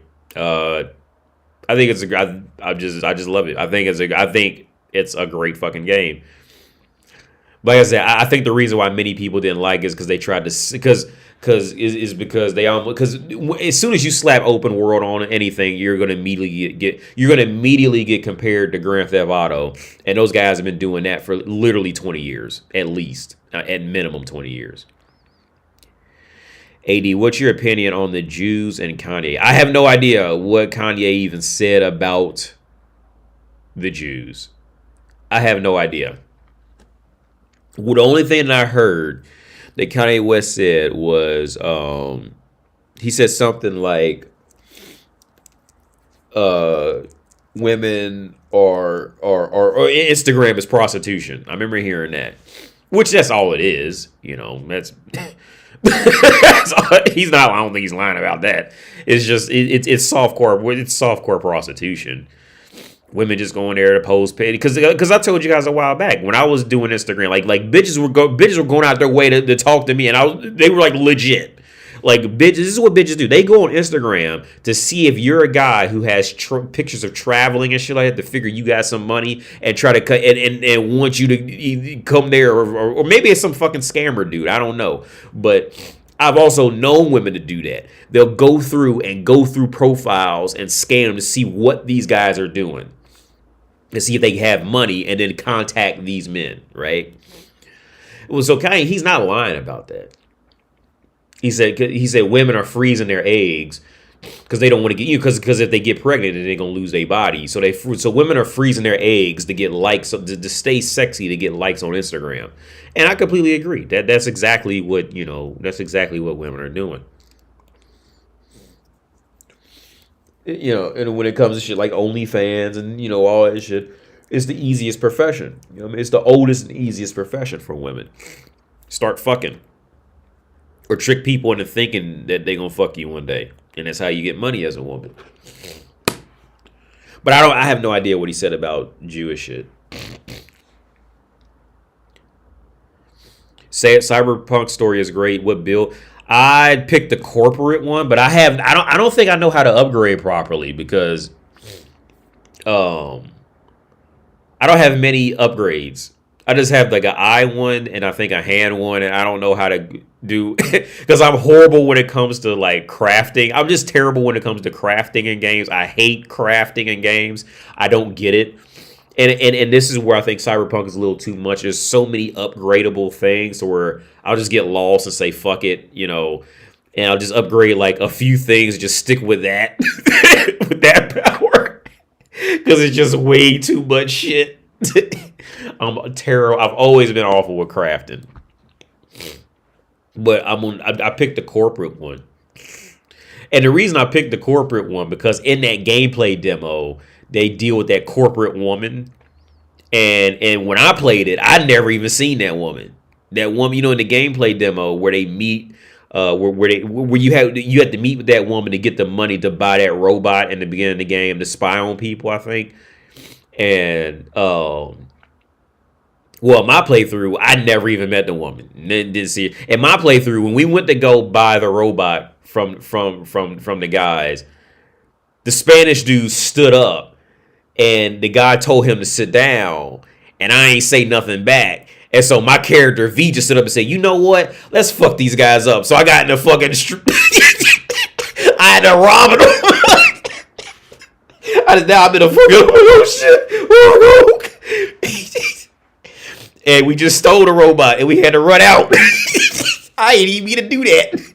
You know what I'm saying? Like, but that's what I like about the game. So what I love about the game is you don't always have to get into a fight, like if you pick the right thing. And it's like a whole big fight. So in the other scenario where I picked the other way was when I took the mission with the African dudes or maybe the Caribbean, I don't know, it was the black motherfuckers, right? And I took their job as Iranian or whatever, as a foreigner. And he had me upload some shit into my fucking neck, right? And I had to go find, I forget why I even went over there, but I had to go get something from I had to go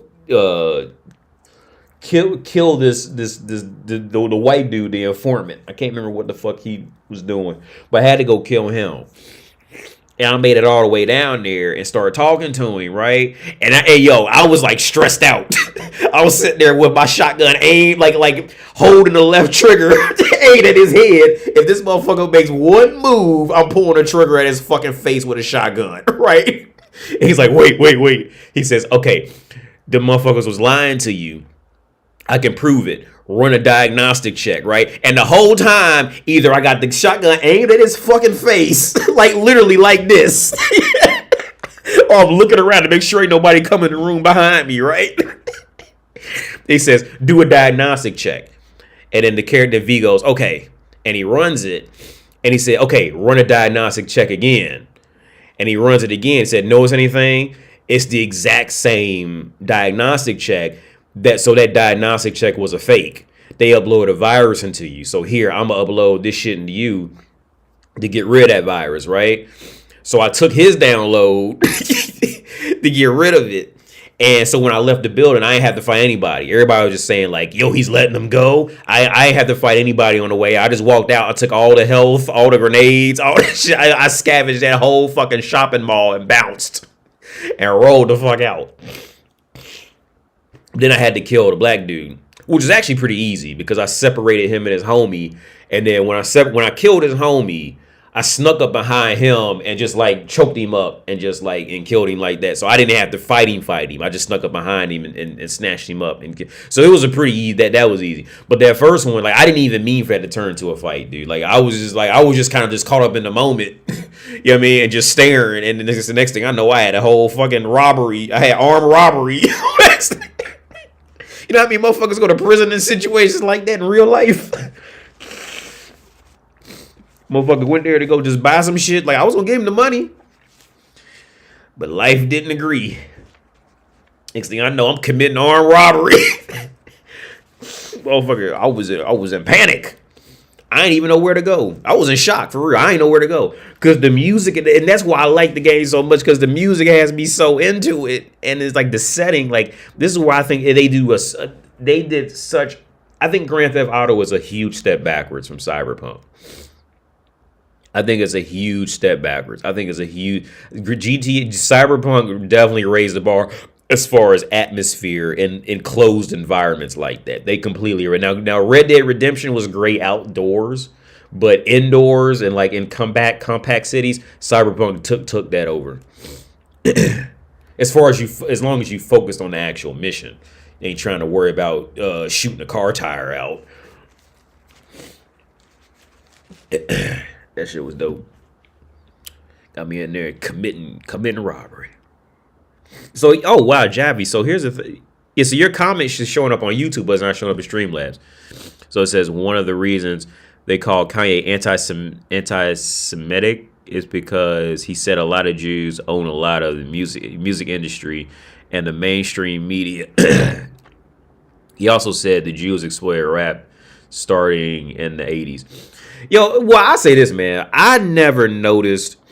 I didn't notice any of that Jew shit until I came over here and started listening to rap, listening to American music. And weirdly enough, like if anybody said anything against Jews in music over here, they would mute it in English. But they let people say all types of other words in English in other countries that could be seen as like derogatory or whatever to like any other group of people. They'll say that in songs over here. But if but like I said with that Michael Jackson, when I was driving down the street and that's when it first clicked.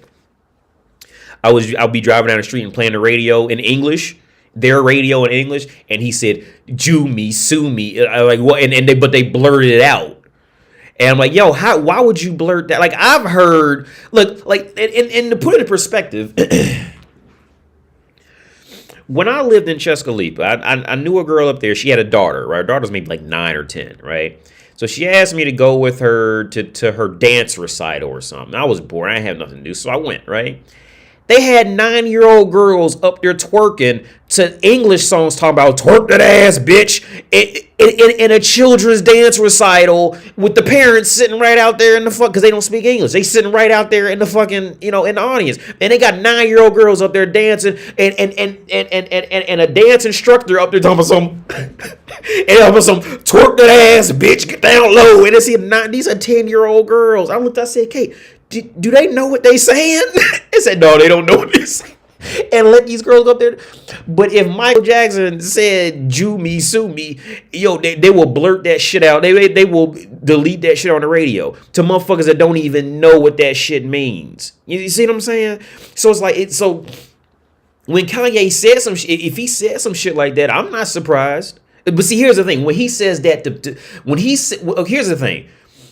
When you say anything about Jewish people or Europeans, right? Anything negative, the world is hyper defensive about that. Even if you clearly prove that they fucked some shit up, like the world will immediately run to their defense. And it's disgusting how quick they do it. It really is. The fact that he said it, I'm not shocked. I mean, I'm not sure. So when motherfuckers like, I would even say like motherfuckers like Donald Trump, Kanye West, motherfuckers who've clearly gone out in the world and experienced the world, when they come back to North America, to the literally 65% of people who never left the country and don't even own a passport, when they come back to fucking Tennessee and say some shit like that, those people aren't ready to hear shit like that. They're not ready to hear reality. Right? They're not ready to hear the fact that Europe needs North America's help, or else Europe's going to get taken over by Russia. See, Americans, they not ready to understand that, because Europe is supposed to be the promised land. Europe is supposed to be Mount Olympus. See, they not ready to hear that shit. Even if you explain to them what happened in the Cold War, and like, this is what it is. Like, either Europe needs North America's help, or Russia's coming to take all this shit over one day, and Europe can't wipe their own ass to protect themselves against Russia. See, the Americans, they not ready to hear it, and Europeans don't want to accept it, but they know it's true if you tell it to them. But they don't want to accept it. But especially when you go back to America, they're not ready to hear that, because they ain't experienced nothing. They haven't experienced anything, except media. And media and what Kanye West said. In that theory, that makes total sense. In that theory, as someone who has traveled and seen some shit and experienced some shit, that theory that Kanye West came up with there's some logic to it, I'd say. I'm not going to say it's totally true, but it has some. I've experienced some shit that would lead me to believe, yeah, them motherfuckers might have done some shit. You know what I mean? Like, yeah. Because it's a weird dynamic because like I said before, like, you go anywhere you go on earth, everybody knows the word nigger. Everybody. You will not find one country on earth that does not know what that word is, or knows it.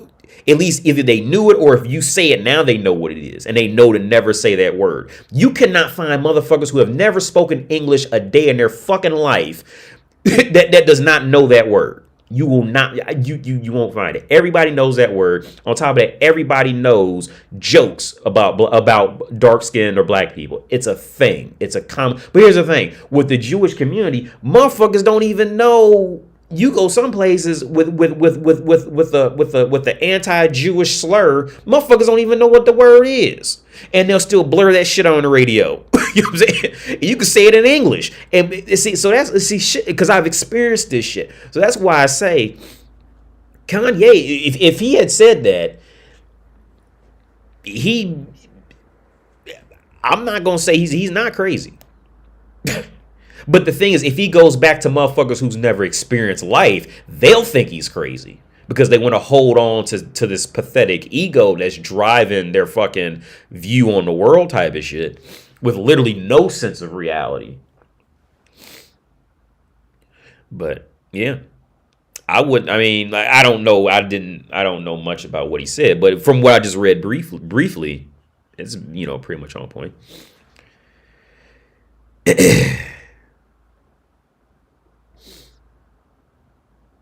Yeah, AD, you did mention something like this before. Yes, AD, you told that story. Oh, yeah, about the Jewish shit, yeah. Yeah. I mean, like, if he said it, but again, so it's that it's that, like, I think the Jewish population, and the Jews have always had that issue. The Jews have always gone, because that whole Christian, the whole religion shit of them being the ones responsible for killing Jesus. Like, them motherfuckers are never gonna be liked, right? Because that religious history shit. If somebody's the first one to get it outside the drunks and the niggers, the next in line are the Jews. All right, that's just how that shit plays out because of that religious history shit. And Cartman. I'm surprised they let Cartman go with that shit from South Park. But yeah, them motherfuckers, yeah. After they kill the drunks and the niggers, the Jews are next up in line for that shit. Well, that's what happened in the Holocaust. It was see that's what Europe don't want you to know. That Holocaust, it was perfectly fine as long as they was killing the drunks, the niggers, and the gypsies. But see, when they start coming for them, you know, for them European whites, that's when it's a worldwide catastrophe then. That's how it always is, though. But that's a whole nother topic. But back to Kanye, I don't think it's, for what I read briefly, I don't think he's too crazy. Yeah, Elijah. Yeah, it wasn't even. Yeah, he did. Michael Jackson didn't even say it in a way that was like, he was saying as if he was a victim of it. You know what I mean? But the fact that, but how he said it was like, how he said it was to even open that shit. Like why would you even blur that shit out? You know what I'm saying? Like why would you blur that shit out over here, but keep, you know, other shit going, keep other derogatory, like saying the N-word and all that shit, and shake that ass bitch to 9-year-old kids. Like, why is that okay, but you would blur out, you know, anything that even comes across as anti-Semitic, however the fuck you say. Why would you even, you know what I mean? Like, so I don't think Kanye West is too crazy or too wrong. I think it's quite the opposite. I think Kanye's experienced more, and he went back to a country that's just not experienced at all, and they can't handle that shit. It's like it would be like me. It would be like me going to a male feminist rally, or like anybody who just knows general logic about statistics about women, and then going back to a feminist rally and saying, you know, and actually quoting logic. Like, they not ready to hear that, so they'll tear me down, and I'm the evilest of the evil. Yeah. What's up, Dark Rebel? It's verbatim to talk about certain history, such as the early 20th century, which sets the pretext for world wars, Imperial Russia. I'm fucking, yeah. Well, yeah. Is there a difference between ego and conscience?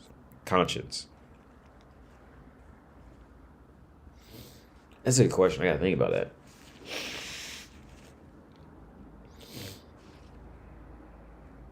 If you mean ego in the sense of the incorrect usage that I'll even use, or ego in the sense of the id, ego, and the superego, I think that's more I'd have to think about that, depending on what you mean by ego. Because the ego that I'll even use incorrectly is the ego meaning like of the sense of like arrogance, and, you know, in the sense of arrogant. But if you mean ego in the sense of id, ego, and the superego, what's up, Super?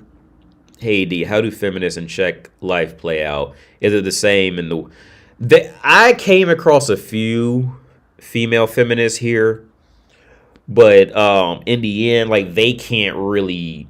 Okay, it's always going to be the women who aren't as attractive. That's just always going to be what if either she's not attractive, or she's not attractive in her league of women. Those are going to be the feminists. Over here, they can't. Okay, pussy has not cornered the market like it has in America over here, right? So they can't bully their way into anything over here. And when I say bully their way into anything, not in the sense of okay, they can't bully their way, meaning they can't get away with walking around with hairy underarms and mustaches and still have dudes lining up trying to talk to them over here. They can't get away with that. They still have to be, they still value femininity because they still have to be feminine to attract a man over here. In America, feminists have cornered they fucking cornered the fucking market with pussy, so men are willing to deal with and put up with anything just for a hint at some pussy now. It's a whole different situation, right? But the feminists that I've come across over here, like I've come across a few and even spoke, clearly had like in-depth conversations with a decent amount of them. They still need to be feminine, right?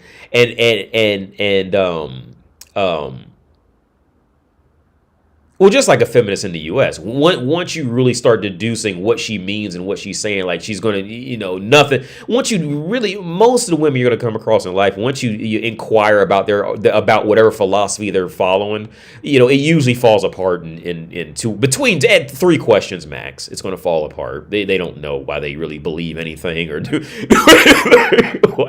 but there's like just hamster wheel of just hoping she sounds intelligent kind of thing and never really gets to a fucking point. Because like I said, because most women aren't genuine feminists. Most women are just angry because they can't get the man they want, and they just use feminism as a coping strategy.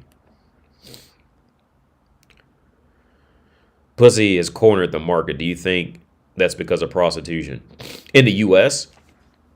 Well, no. Well, Rana, I think pussy has cornered the market. I think pussy has in the U.S. It's cornered the market. They backed men up. They've pushed men. And they've just taken over everything.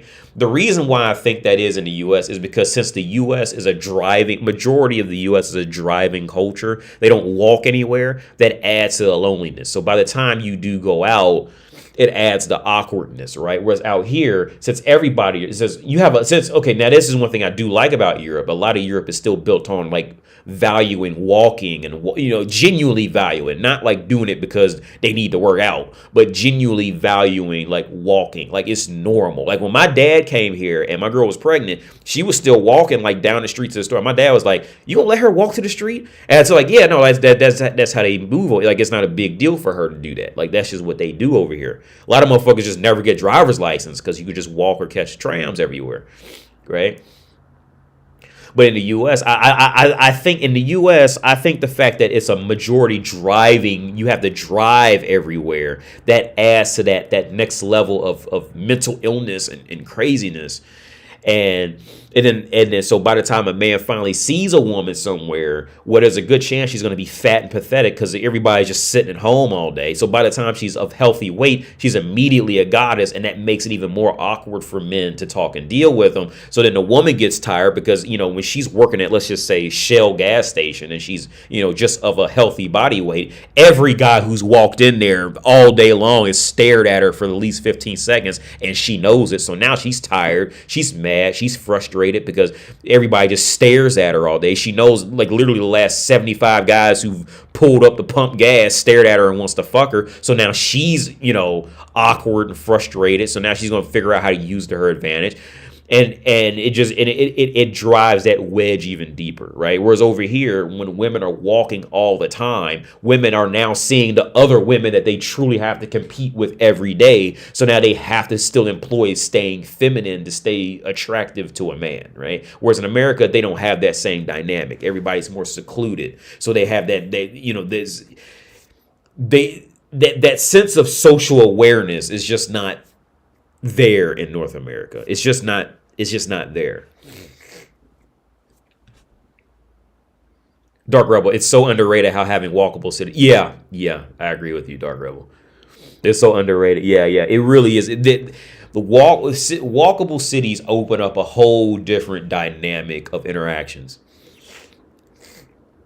It opens up a completely different dynamic of interactions. For sure, yeah. And I think America and most Americans don't really realize just how lonely that ends up making a population. I don't, because I can see it now because I've gotten out of it. But I think many Americans just don't understand just how big that impacts just mental health in general, just being secluded and locked away like that, and not being able to just walk down the street and it be a normal thing and see other people and come across people like every day if you wanted to. Most people are stuck to just sit in the house or driving to the mall real fast or driving to work and then just going back home, you know. It's too late to modify most American cities due to our zoning laws and lack of Yeah. Yeah, I agree. Yeah. Did you ever watch the movie Revolver? Is that with Penelope Cruz, the Spanish movie? I think that sounds like a Spanish movie with Penelope Cruz. I can't remember.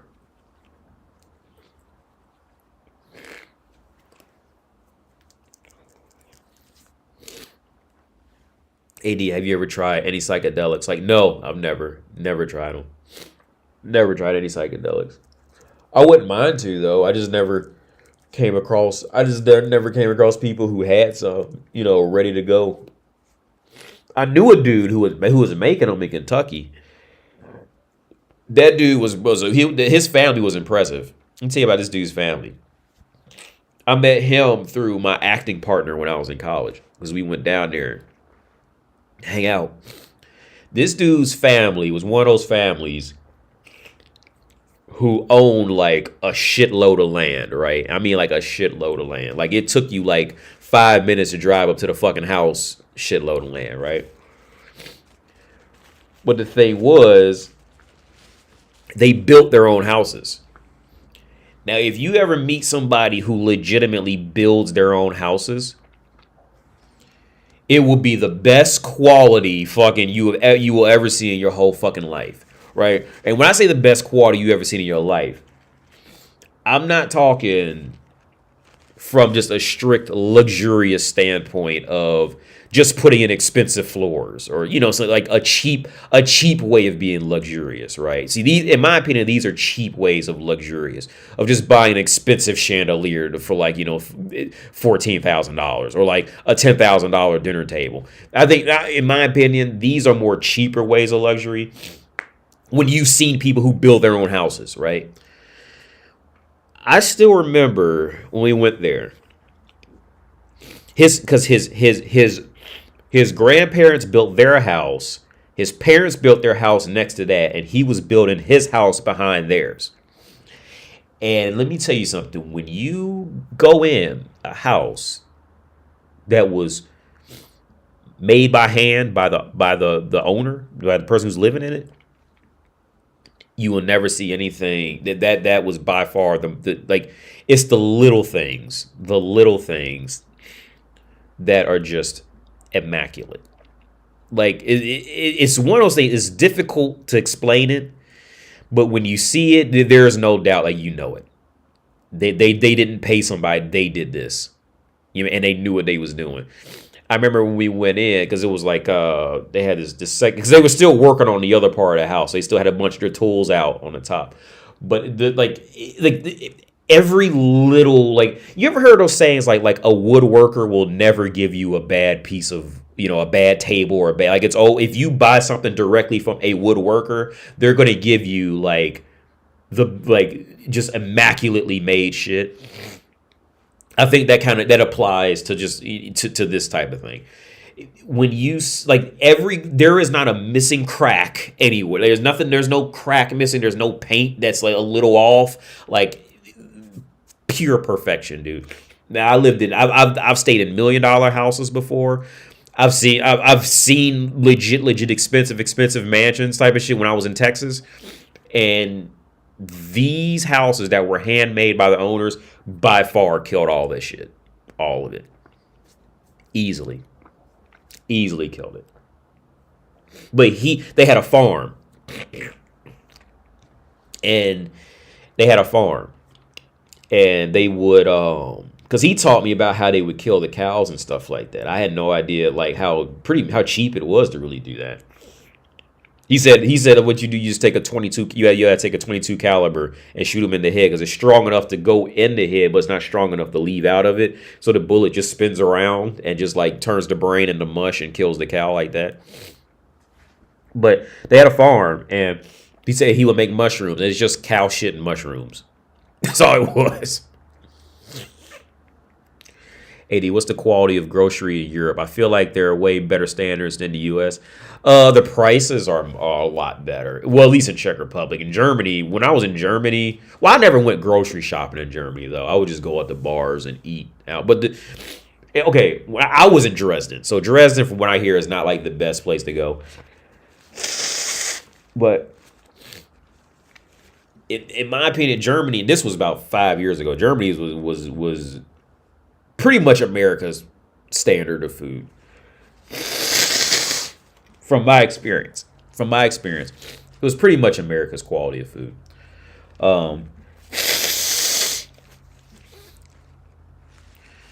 Some people talk about Czech Republic's quality of like vegetables and stuff like that. I've never had any issue with it. Now, keep in mind, when I lived in America, I lived in Ohio, there was a store called Dorothy Lane Market, right? Now, Dorothy Lane Market made Whole Foods look like Walmart, right? So for those of you in Ohio, more specifically, if you live in Dayton, Ohio, if anybody's watching from Dayton, Ohio, they can attest to Dorothy Lane Market. Dorothy Lane Market made Whole Foods look like Walmart with the prices, right?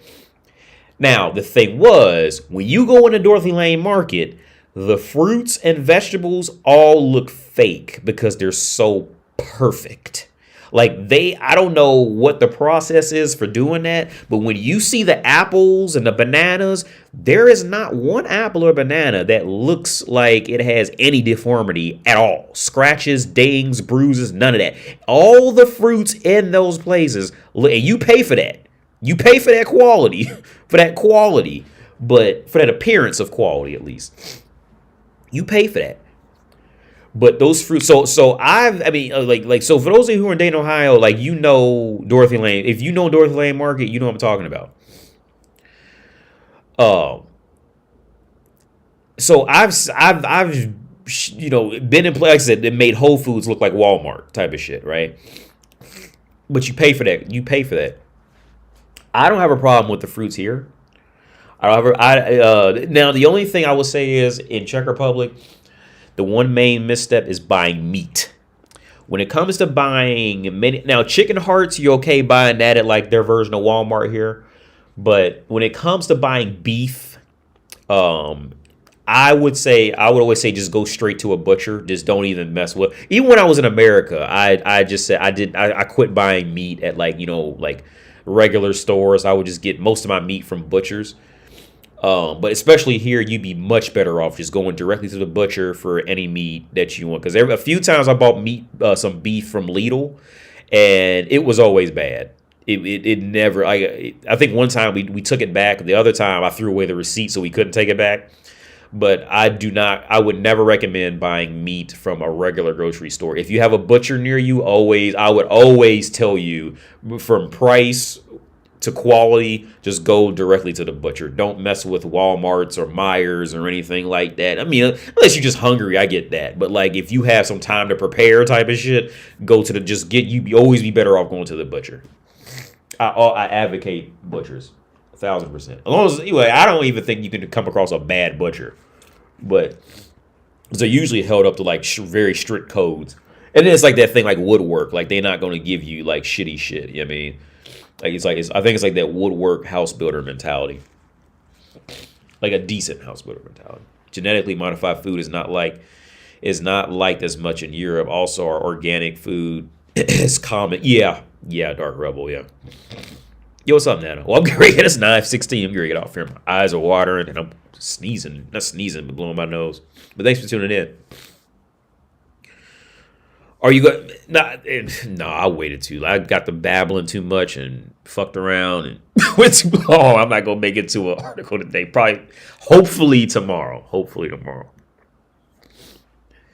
I know exactly what you mean. I've met a few people like that. The best way I can explain it would be the difference between an off-the-rack suit versus a custom tailored suit from a legit mass. Yeah, Chrissy Bacon. Yeah. I'm telling you, man. Like when you see, I remember because it was this huge block of land, But when you see the house driving up to it, like there is nothing. And it was a stereotypical. I still remember when we drove up, we finally made it to the fucking house. It was a stereotypical like movie. Motherfuckers had apple pie cooling off in the fucking, like, not in the window, but like on this like on a handrail type of thing, an American flag hanging down, like. And like all of it was in perfect condition. They had beautiful cars, beautiful motorcycles in the garage. It was like movie shit, but they built their own shit. And like I said, he was in the process of building his house for his wife and his first pregnant wife behind theirs. And he took us in there. He took us in there and showed us what he was doing. And really great dude, man. Really, really good guy. I wish I would have kept contact with him. I don't have his contact information. But he's a really good dude, man. Really good. But the weird part was, it was in the middle of Kentucky. So like that mentality, once you left their house, it was like that mentality of being in the middle of nowhere just sucks. Like, the people working at Waffle House just like look like they hate their life, but they don't have any other option in life kind of thing. So they're just like, degenerating. It was all that shit. But he was a really good dude.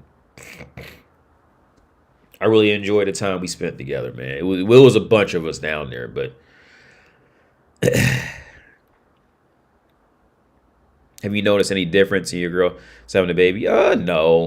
The baby's getting more mobile though. He's to the point now you can't. He's a little over 6 months now, so you can't like just leave him on a bed because he'll just roll over real fast and start to keep rolling.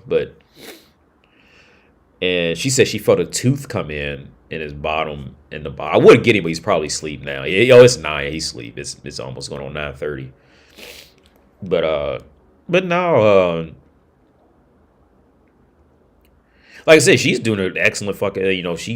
She's probably asleep now with him because she gets up with him at night. I just can't compete with her at night because he'll just go and she's immediately up. I can't compete with her at night, so she'll be up with him 2-3 times at night. Like I try when I can, but most times I just can't keep up with her. But yeah, she does a great job.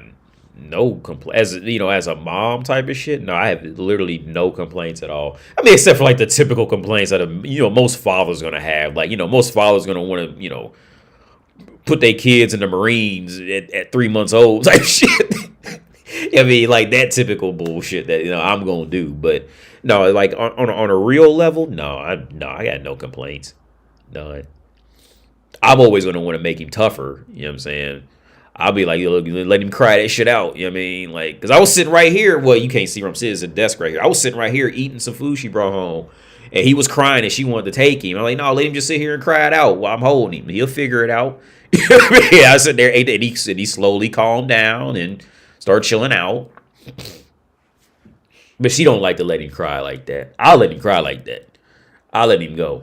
But she can't let him. Because we was watching an episode of Arrested Development. Is that the show with Al Bundy in it? And he got the gay son, I think. But there was an episode where the gay dudes they adopted this little girl. And and the girl's a baby. And the baby, she was in another room crying.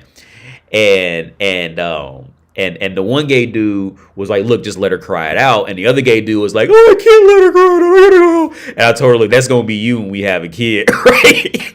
Because the feminine one don't want to let the motherfucker cry it out. The man going to do, the masculine one's going to be like, yo, let that motherfucker cry it out. They be all right. If anything, it's going to be better in the long run. So now they're going to know how to, now the baby's going to know how to handle themselves a little better next time.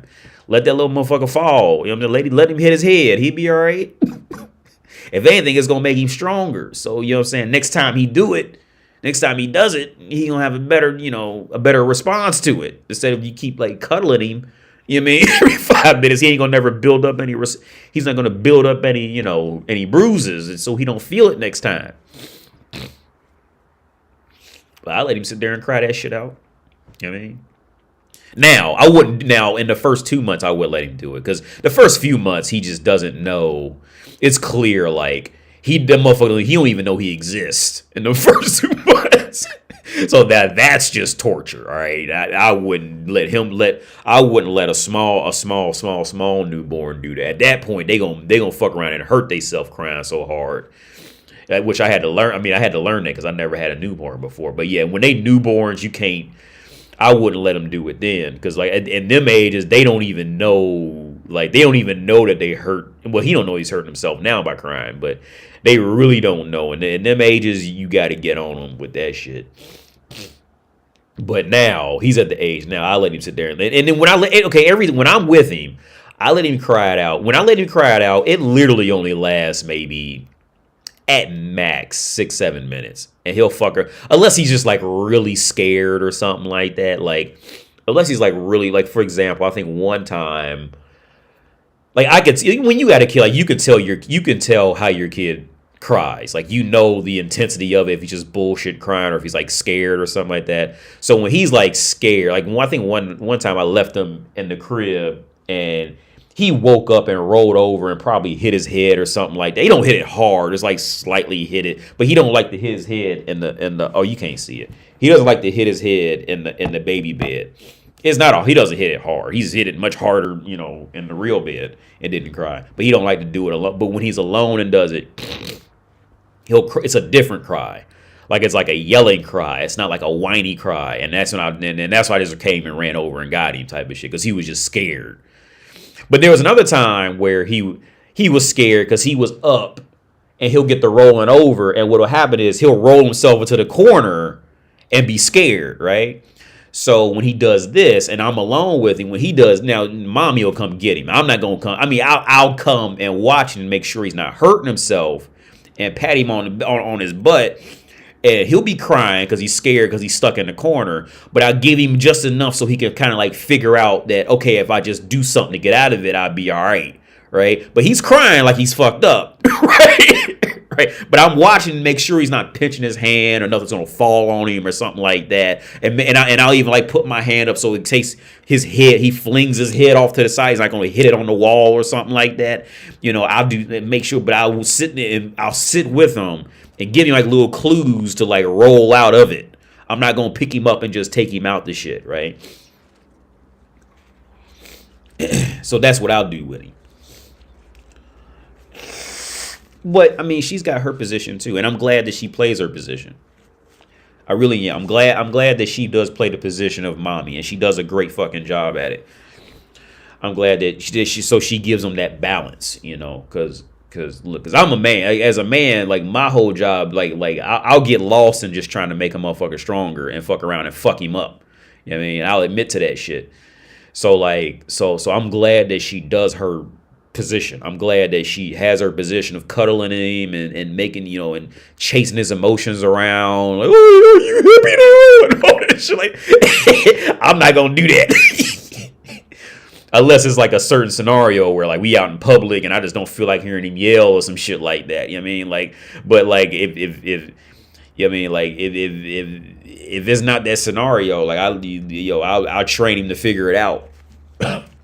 So I'm glad that she does her. Like I'm glad that she will go ahead and entertain his emotions and she'll chase him around. What's going on? I ain't doing none of that. You gonna sit there and figure that shit out.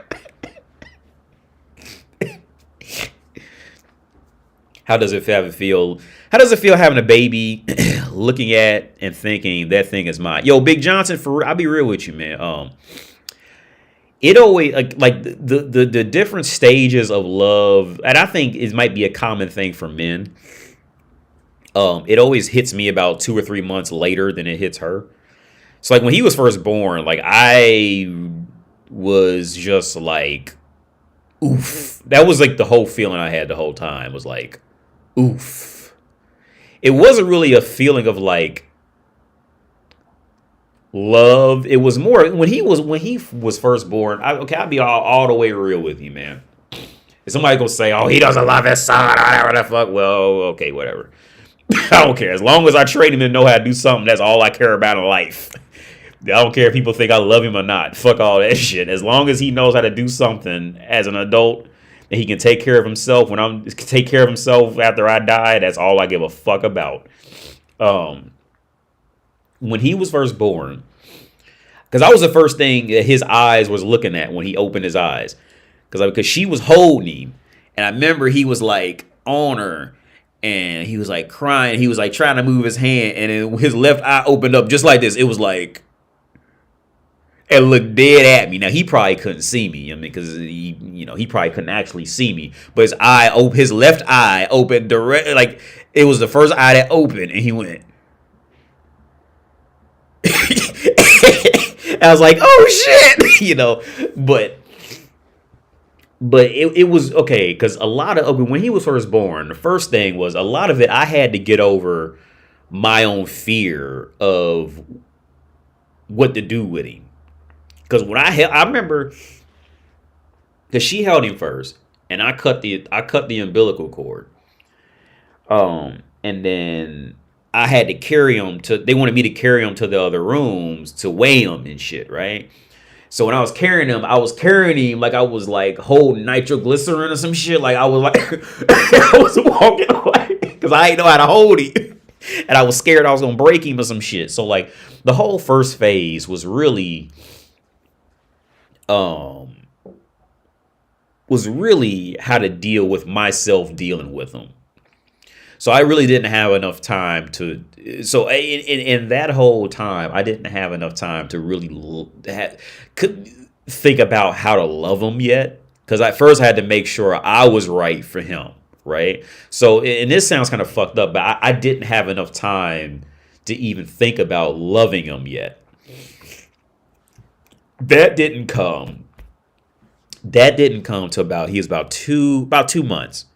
That's when because I always say, like when we first brought him home, I couldn't hold him. Like he wouldn't even let me hold him because I was holding him like I was afraid of him, right? And then after I got over that, I never had the issue again. But it was about 9 weeks, because 9 weeks was the big marker for a lot of things with him. But it was right at 9 weeks was when, because I think probably because I got more comfortable with myself with him, and I knew I could take care of him. I knew what to do with him. When I would first take him out, I would only take him so far, and I wouldn't go any further, right? Because I was afraid of what to do in case something fucked up, right? So I would take him like right down to the mall in that area, and I would never catch a tram and go any further than that with him. I was just too afraid because I didn't know myself with him yet, right? I was too afraid to go any further. And after that time period, that was about the time, after about 9 weeks is when a lot of that kind of like fell into place. And then that's when I started to like fall in love with him, right? I started to like I had enough mental space to finally go, okay, like I can accept him now because I can accept myself. And I was like, okay, I love him now. And then that it bounced out there. And then when he first started to learn how to smile, right? Because how he was smile. Okay, so because the first few months are just torture. The first month or two is just pure torture. All he does is fucking cry, lay there, shit, and well, he didn't even shit much. He just lay there, pissed and cried and slept, right? And burped and farted and threw up. So when he learned how to smile, because when he first started smiling, he was smiling in sleep. He'd be asleep and be going that type shit, right? Like. So when he finally learned how to smile, he was awake. That was a big change in compatibility too, because now it's like, okay, he could feel happiness. You know what I mean? In some way, if he even realizes it or not, he can feel it.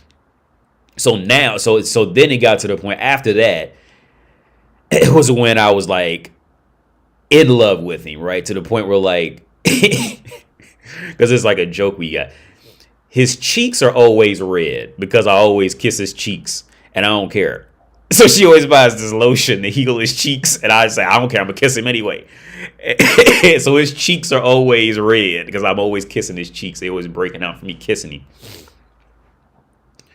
So after about 3 months is when I was like, but he still, don't get me wrong, he still has like shitty moments, because he's a fucking baby. He still has like, like shitty moments for whatever reason. Maybe he's panicking or has a stomach ache or has gas. But most of the times he's decent though. But I just like, and to be real with you, I'm more happy about. So to answer the question, how does it feel? Okay, I talked to a good friend of mine He has 2 kids, and I asked him, like, do you ever forget that you have a child? That you have kids? He goes, yeah, dude, I do. Even that, his kids are like 5 and 3 or something like that, or 9 and I don't know. I don't know how old they are, but they're bigger. They're walking and talking and shit. And he goes, like, even now, he completely forgets he has kids, like, because I find myself holding him and weirdly, like, forget that he's mine, like, while I'm holding him, type of shit. Like, it's weird. Or, like, I tell you what else is weird. Like let's say, like, she goes somewhere and I'm at home just like reading or like doing my own hobby and getting like so involved in like whatever video game or book or whatever I'm doing, right? Whatever I'm doing. And then I go see him again. It's like, oh shit, I got a kid. It's like that whole like I gotta like remember that I have a kid again type of shit. Because I just completely forget. But I think one important part from my perspective is to remember that, like, the him that he is now is not going to be the same him when he's bigger, and then the him when he's bigger is not going to be the same him when he's older, and that's going to be crazy for me to to witness, because he's not going to remember any of this shit now, so that's going to be crazy. Yep, that's how babies do it. Smile in their sleep. Sometimes waking up in the middle of the night and start smiling. Yeah. Haiti, now that your girl had her first kid, have you noticed a drop in sex? Well, if anything, I've had the drop in sex drive. If anything, she doesn't. I do. It's been me. Just one thing I worry about after I have a child. Anansi, I hope I pronounced that right. Honestly, I'm the one who had a lower, because it's just like, kind of had being that overseer of the whole of everything, and then on top of that, having my own hobbies and things I want to do. Like, to be honest with you, I've heard of guys having an issue with the woman not wanting to have sex, but in reality, I'm the one who doesn't want to have sex. Like I hit moments where I just totally just didn't want sex, like, at all, because between worrying about him, making sure, like, the overall, motion of things is going right, dealing with a relationship, dealing with my life outside of here, dealing with my hobbies, or you're dealing with, with my YouTube channel, which counts as a hobby, or dealing with, whatever the fuck. After dealing with all that, I would just like lose all, drive for sex at that point. So it happened to me and not her.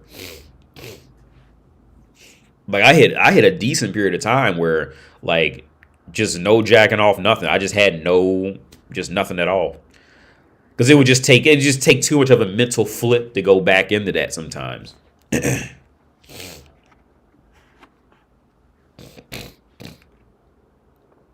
Have you noticed any difference in treatment from other parents, due to your kid being mixed?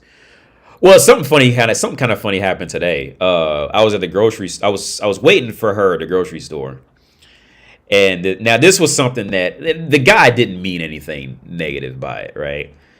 Really nice guy, older guy.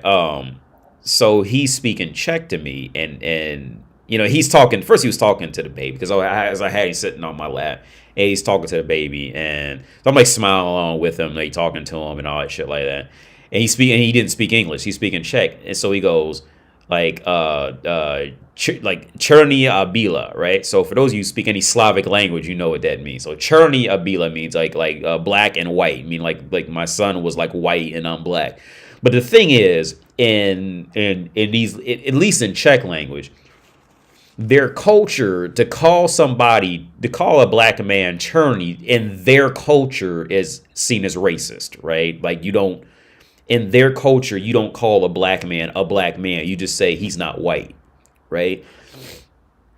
So I don't know if he knew that. Well, because he said he was from Prague. So he may have known that. So maybe, but he didn't mean any ill will by it. I could tell. Like, he's probably just, just came out and, it didn't really, mean anything by it. Because he was a real nice dude, talked for a while, I don't think but that is a thing here. That was kind of, because he was saying like my son's white and I'm black kind of thing. But in their culture, you don't actually say, like, if someone's not white, you just say that they're not white. You never say that they're like the color black. Like Cherny is black in Czech. You never say that like as a white person because you're seen as racist if you do. So I don't think he didn't mean anything by it. He clearly didn't mean it. Maybe, the first thought that just came to us, maybe I was probably the first black person he ever talked to. You never know, but he didn't mean anything by it. But that was kind of funny.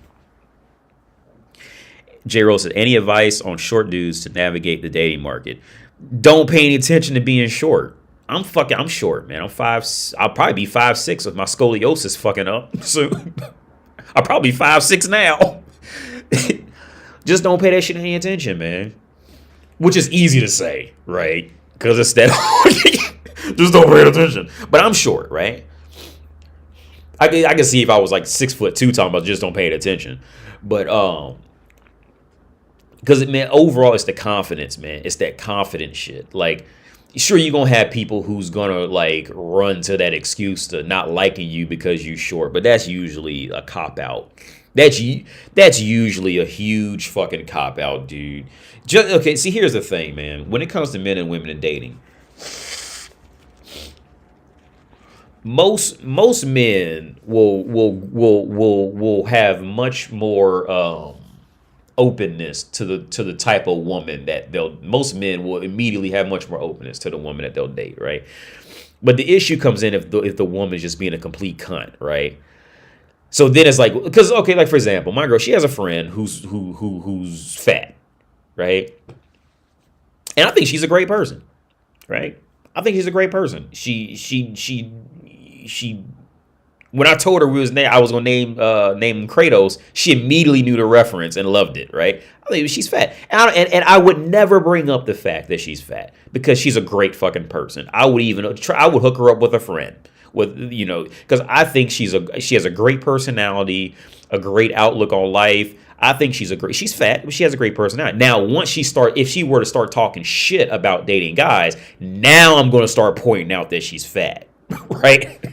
If her mentality were to get fucked up, now I'm going to start focusing on, these side issues with her. But her being fat has nothing to do with my respect for her or my respect for her in the dating market. If she had a genuinely decent attitude, she like that's most of the shit.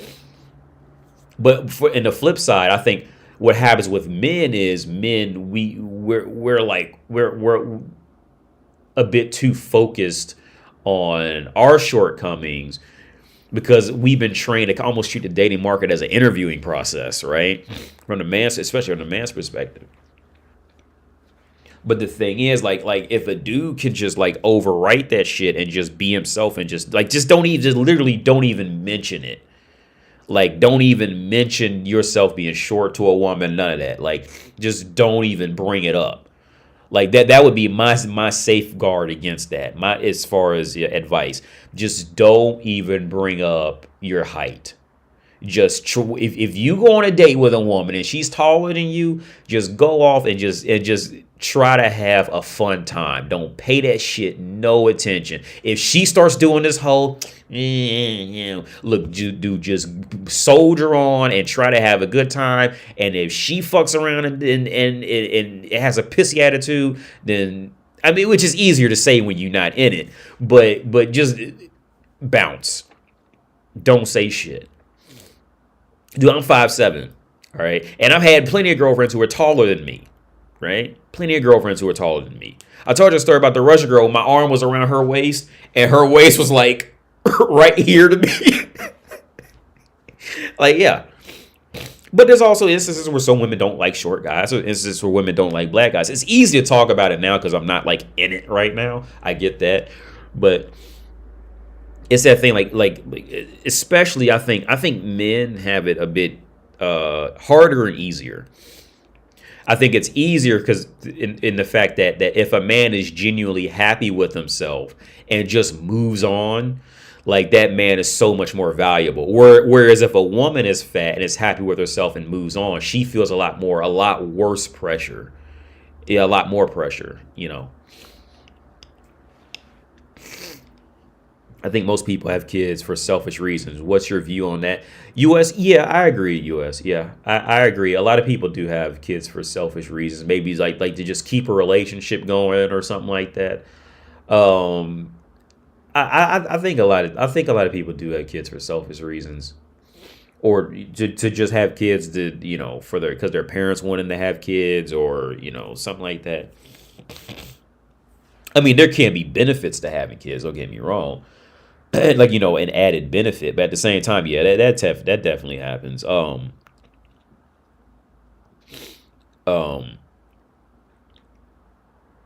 but yeah, we like with my son, man, like. Dude, like, don't get me wrong, like he's a human and he's a human baby, man. He has like fucking terrible periods, dude. Terrible fucking periods. So I hate what I hate is just that whining shit. Like the reason why like I'm happier that he's bigger now is that here's the thing, like what I've always hated in life were people who were just like genuinely stupid and don't even care to get better. Or people who just end up wallowing, right? Those are two people who just genuinely annoy me, right? Who don't want to do anything for themselves and just wallow, right? Now, this is a weird connection, but this is the reality. What annoyed me the most about with him being a newborn is that he's a newborn, he can't fucking move. I get that shit. But it's the fact that he just would just lay there and just whine. That shit just irked me so much more. But I get he can't move. He's a fucking newborn. He can't do anything. But it's just that overall situation of physically what's happening, right? So since he's 6 months old now, he can actually move. Like if he cries because he hit his head, I am in nowhere near the amount of immediate frustration with him, like in my head with him type of shit, because at least he's getting up and doing something and he can learn from it. He's not just laying there. But I think of course, like that same stereotypical thing, I think is really, really important for both parents to give a fuck about their kid, and deal with them when they don't want to deal with them. Because I think a lot of people don't want kids for selfish reasons too. I think it goes both ways. I think a lot of people don't want kids for selfish reasons. A lot of people don't want kids because they like to spend their own money and all that shit like that, which is cool. But in the end, like, I mean, if that's your reason for not having a kid, well, I mean, you just living with yourself, and you get okay. Here's another thing, man. Having a kid, from my experience, I learned a lot, and I learned a lot of how to care for others, right? To care for somebody outside of myself, because even though he is my son, like weirdly, and we even had to got DNA tests and all that shit to prove it. Even though he is my son, like I weirdly maintain this sense of disconnect because he's still his own human, right? So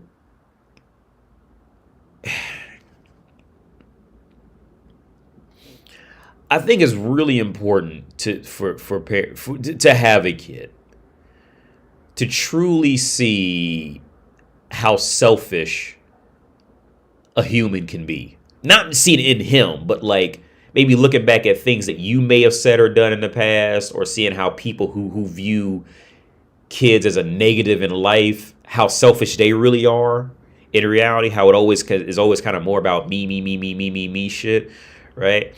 Like, I think it was a big learning experience, and I'm really happy I got to, go through it. Even if like something horrible happens, like we in a car accident or something like that, and and they die or something, whatever the fuck. Even if something were like horrible to happen, and my brain was at least open to seeing that. My brain was at least open to knowing what that is, and like, cause I never imagined like operating on little sleep like consistently like this with a big. Because here's the thing, man, like operating on no sleep when it's just you versus operating on no sleep when you got to watch and maintain somebody else's life is two whole different lacks of sleep, right? And even though I went through some relatively decent trainings and forms of torture, Like a baby is just a whole, like your baby is a whole nother league. But you also get stronger in it because now you have to do it for them. You know what I mean? Like you have to get up and do it for them because they can't do it for themselves, type of thing. You know, and they truly, like, there's no way they can do it for themselves. It's not like if they just got, you know, $1 million, they can figure it out. Like even if you put a fucking Ferrari next to that bed, that baby still can't feed himself, right? He just can't do it, right? So you become, like, what I've learned is that you definitely become like next level stronger, for sure. For sure. And it's something I'm really glad I went through it. Even though it can suck fucking balls sometimes. I'm glad I went through it. Do you think there's any difference in stereotypes in the world between African Americans and black men from the UK? Kevin, okay, that's a good question. Well, I say immediately, Kevin, I think the stereotypes is, okay, in the UK, if I had to guess, which I'm not saying this is a fact, but over here, people are going to automatically assume that you must have some tie to Africa and you need to be there for a better life, right? Whereas in America, motherfuckers pretty much assume that you were born there and raised there and have no tie to Africa, right? and I hate to use Africa as this kind of like as this stigmatized core, but this is just the reality because the condition that the continent on a whole is in and how the world's going to see them, right? At least from media, right? And so I think the stereotypes over here kind of until they find, okay, it's like, for example, it's like for me being African American, once they find, and it's the same thing over here. It's like once they find out I'm African American, then it's this immediate boost in placement of hierarchy, right? It's this immediate boost, right? Whereas if I'm not African American, then it's automatically assumed that I must be here because I need to be here for a better life. Right. And if I had to guess, the UK probably has like a similar dynamic since they're in this part of the world. Right. This area of the world. I'm not going to say it's a guaranteed fact, but I would say it definitely plays a part into, it would have to play a part into the culture at some point because logistically speaking. So in America's history with these stereotypes pretty much is just going to come back to slavery, right? That's where their history is going to come. You know, that's where it's going to go back to, and that's going to play a part in all that shit. But yeah, that's just my immediate thought of the stereotype. Because I have no idea. I never looked into like the criminal rates of Africa. What would you even call black people in the UK? You just call them British, I guess. You don't call them like African British, you know, like African American. But I've never even looked into like into the criminal rates or the history of where they would put the black people in those areas. Like in America, like they would legitimately like sanction them off and keep them away from certain neighborhoods. Like it was ridiculous. But I got to look into that. I've never looked into placements. I've briefly seen some logistical data on like areas that were like predominantly black. Like there's small areas that are just like predominantly black type of shit, but I've never looked into like the history of it, which I really should do that. It's a good idea.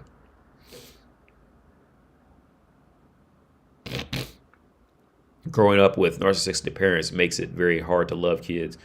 Oh man, wow, yeah. So yeah, my parents were great fucking parents. I don't mean to throw it out like I'm better or worse, but like I was blessed in that department, man. I didn't have parents like that were, you know, that did anything shady in any kind of way, like, you know, anything seriously shady. My parents were there was nothing to worry about when I came. I didn't have to worry about anything when I came home. Bills were always on. I didn't have to worry about, if anything, it was just a push to do better in school at the time. But I didn't have any issue. I was lucky to not have to do with that, to deal with that. And just how that, you know, can carry on for a child in adulthood, right? But yeah. AD, read earlier comment. Okay. As a light-skinned Creole, I get racially challenged all the time. Do you, AD? Light skin, as I'm assuming as a light skin, so you're a mixed, you're mixed. You get racially challenged. No, I don't get challenged, but I've heard of that in mixed communities, like because you're not completely white or you're not completely black, or you're not completely Mexican, or you're not completely, whatever the fuck, you're not completely one. So it's like I've heard of that dynamic happening where you don't ever actually completely fit in with any one group. So you almost end up just kind of being like, in reality, you end up being like an outsider. I don't want to, this is a poor relation, but almost like how hermaphrodites are looked at. You almost end up like a hermaphrodite, right? Like hermaphrodites have these same issues, or a hermaphrodite or more androgynous people. Since they have the traits of the two sexes, in reality they just end up more alone because they can never fully fit into one or the other, right? Where like people who don't deal with that, they would immediately think that they fit in with both perfectly fine, but in reality they end up being almost pariahs, if that's the proper usage of the word, because they end up they never can fully get, they never fully fit in with men, but they never fully fit in with women, or in your case, never fully fit in with like one race or another because they don't see them as like real. So they end up being more alone than anything in reality. What I mean was being articulate makes me stand out. Oh, okay. I read Creole. Did I read that right? I probably read it fucked up. It makes me stand out and get teased constantly. Yo, nada yada. You have to get around other people who are articulate. You have to get around other thinkers, man, because you're probably hanging out with a bunch of fucking idiots. And I don't mean that as like a negative thing, but like that's usually a common situation. You gotta get around people who are about something in life, and that's another reason why I say that most of my advices are usually goes back to you got to get back to near university, near where a hub of people, of thinking people, right? You have to get into a hub of people who think, because once you get too far away from that hub, shit gets real grim real quick, especially if you apply any thought outside of football, basketball, and drinking beer. Shit gets grim real quick. It took me a long time to figure that out.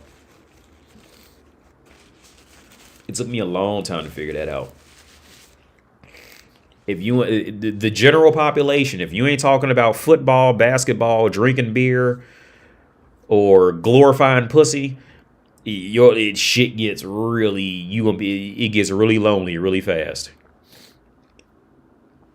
Shout out to my Caribbean brothers. Big ups to you, Zoe. I'm Jamaican American. Oh, word up. Yeah, the friend I told you, the word that you see, he was, his dad was from Jamaica. He told me like wild stories about his dad too. How he got to America and he didn't speak English at first, and like his mom, like I think his mom or somebody had paid for his ticket to come there, and they were holding that over his head like all his life. So when he saved up the money, he just paid his mom the money back and said like, stop holding this over my head that you paid for my ticket to come here. Like, here's the thing, man. As a fucking parent, dude, like,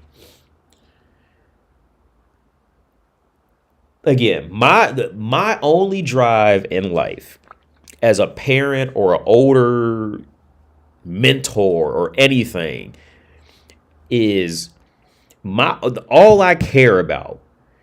My number one priority is to make sure if you come around me, you will have grown in some way and can go off in life again.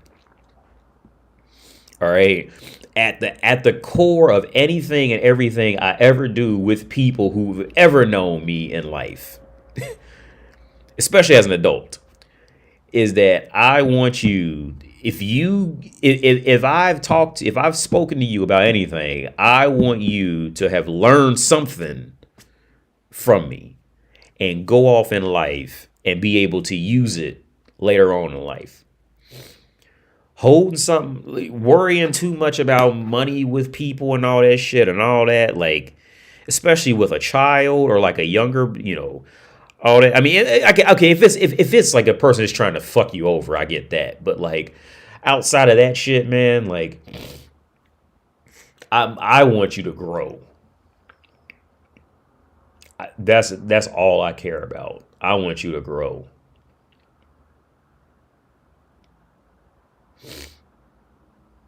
Now you mention it. Besides those topics, most people don't have much to talk about. Yeah, yeah, right. Yeah. If you go on any two, yeah. Once you get too far from university, going outside of those few, worshiping pussy, worshiping a woman, basketball, football, or drinking beer. Yeah, outside of that shit, it gets very lonely very fast. So you got to get back to university. Get back to university or get to any hub of people who are of thought, thinking.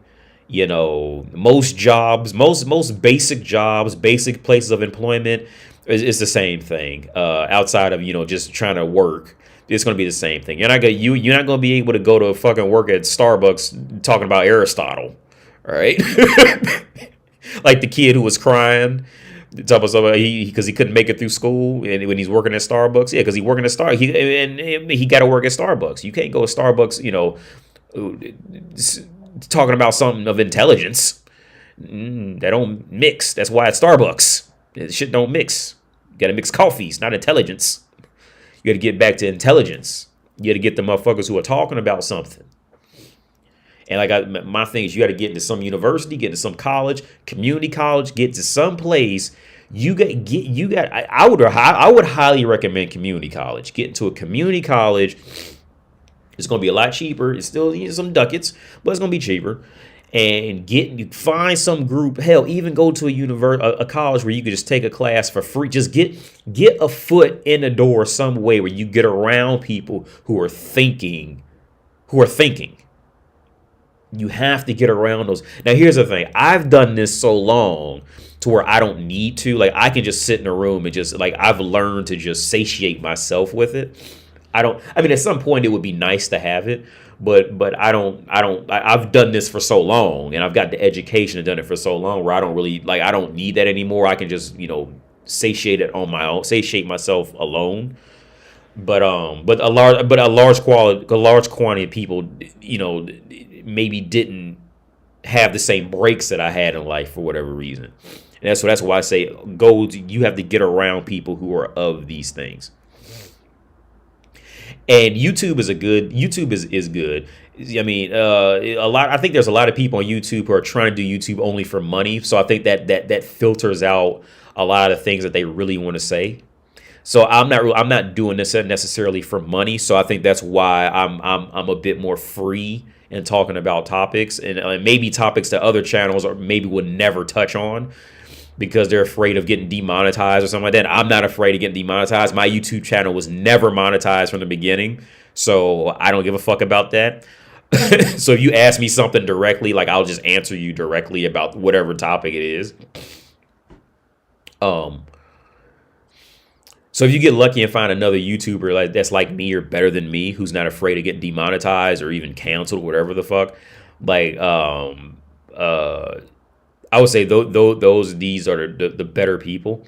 And outside of that, universities,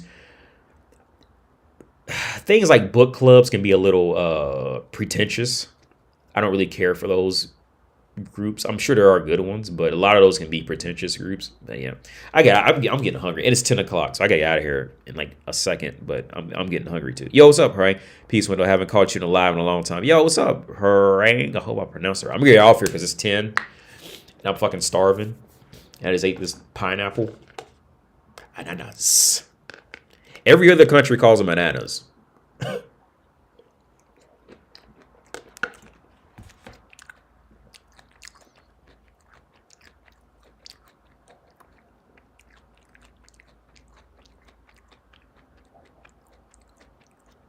Yeah, I'm gonna get off here, man. Yo, thanks everybody who tuned in and liked. I'm gonna get off here. This is getting late. Let me answer this last question. Let's say, Javi, how can a young man find a mentor for a field they're interested in doing? For example, I want to find a mentor for producing beats. So when you want to make when you're looking for a mentor, you mean it's somebody who's successful in it. This is a challenging one to do, because since making beats is not, when you phrase like making beats, I'm assuming more like hip hop shit. And this is not a field that is formally recognized by universities. The first thought that came to mind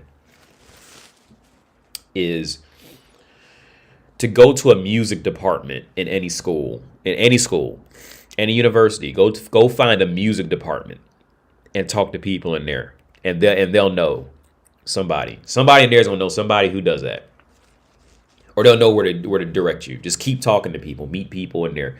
Go to any music department in any community college or university, and get to talking to people in there. That's my first thought. Because this is almost, weirdly enough, this is almost in the same league of like trying to find a mentor to sell drugs, right? It's not illegal, but it's like it's in that same field that's not formally recognized by university. But we all know people do it and succeed at it. But you can't. But yeah, it's almost in that same realm. I would say the first thought that came to mind was go find a music department or a music school, and they will know somebody who's at least producing music, right? Because but I would tell you this: do not go to those schools that only have those programs. Because I looked at those schools. Those schools are insanely expensive and just total ripoffs. Don't go. I forget. There was one school that a friend of mine used to live across the street from that was like that. And it's like this one small building. And that place is a total ripoff. When I say go to like either go find a legit music school, or go to like just a typical community college or university and go to their music department and talk and get to hanging out with people in there. Whether you got to join a Facebook group with them or whatever the fuck.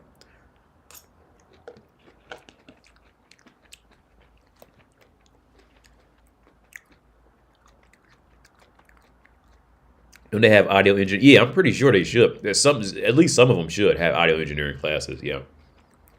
Full Sail. That was the one. That's the exact school I looked at. Full Sail. It absolutely insane. Complete ripoff. Complete scam. Yo, no problem, Javi. But yeah, Full Sail. That was a school. Full Sail, because it's in Kettering, Ohio. That school is an absolute scam. Absolute. And the reason I say it's an absolute scam, and you can't get me for slander, that's scam shit. $80,000 a year times 4 is $32,000, or $320,000, right?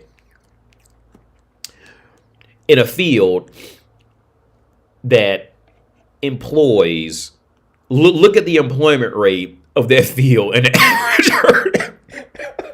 You will never make that money back on average. At that, learning from some old dingbat school like that, that's a scam.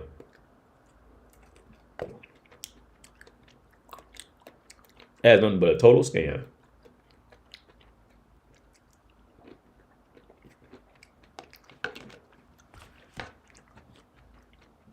Them motherfuckers charging for 1 year what a university charged for 4 years.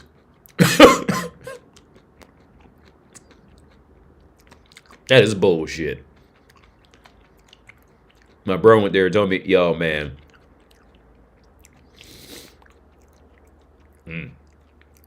AD, would you trust someone from Instagram teaching you crypto skills education? I'm not in the big. I don't like crypto. I don't like stocks and crypto. Because I'm just, in my opinion, it's gambling. I'm not into that shit. Because my theory is like, if that was a skill or science, motherfuckers would, like, everybody would just get rich off of it. Especially nowadays with the internet and how fast news moves. Everybody would just get so. If everybody's not getting rich off of it, that's just scam shit. In my opinion, I'm sure I hurt somebody's feelings with that, but I'm not a fan of it. I'm not a fan of that shit, man. It's just, in my opinion, like stock market is the same shit. Stock market, Bitcoin is the same. In my opinion, it's the same shit. In the ending theory of it, it's just classy gambling. In my opinion, I'm not a fan of it. It's classy gambling because you could walk in there with $1,000 and lose all that shit, regardless, or just explode. Because if everybody knew what to do with it, they would just do it and just turn, $10 into $50 billion if they knew what to do. You know what I mean? Like, so the fact that everybody's not doing that with something as logical as that, in my book, chalks it up as gambling. So maybe you could prove me wrong, but in my book, that chalks it up as gambling. But yeah, I'm gonna get out of here. It's late. I'm gonna get out of here. Yo, thank you everybody for tuning in, like and subscribe and everything. I'm out. I catch you on the flippy flip, man. Peace out.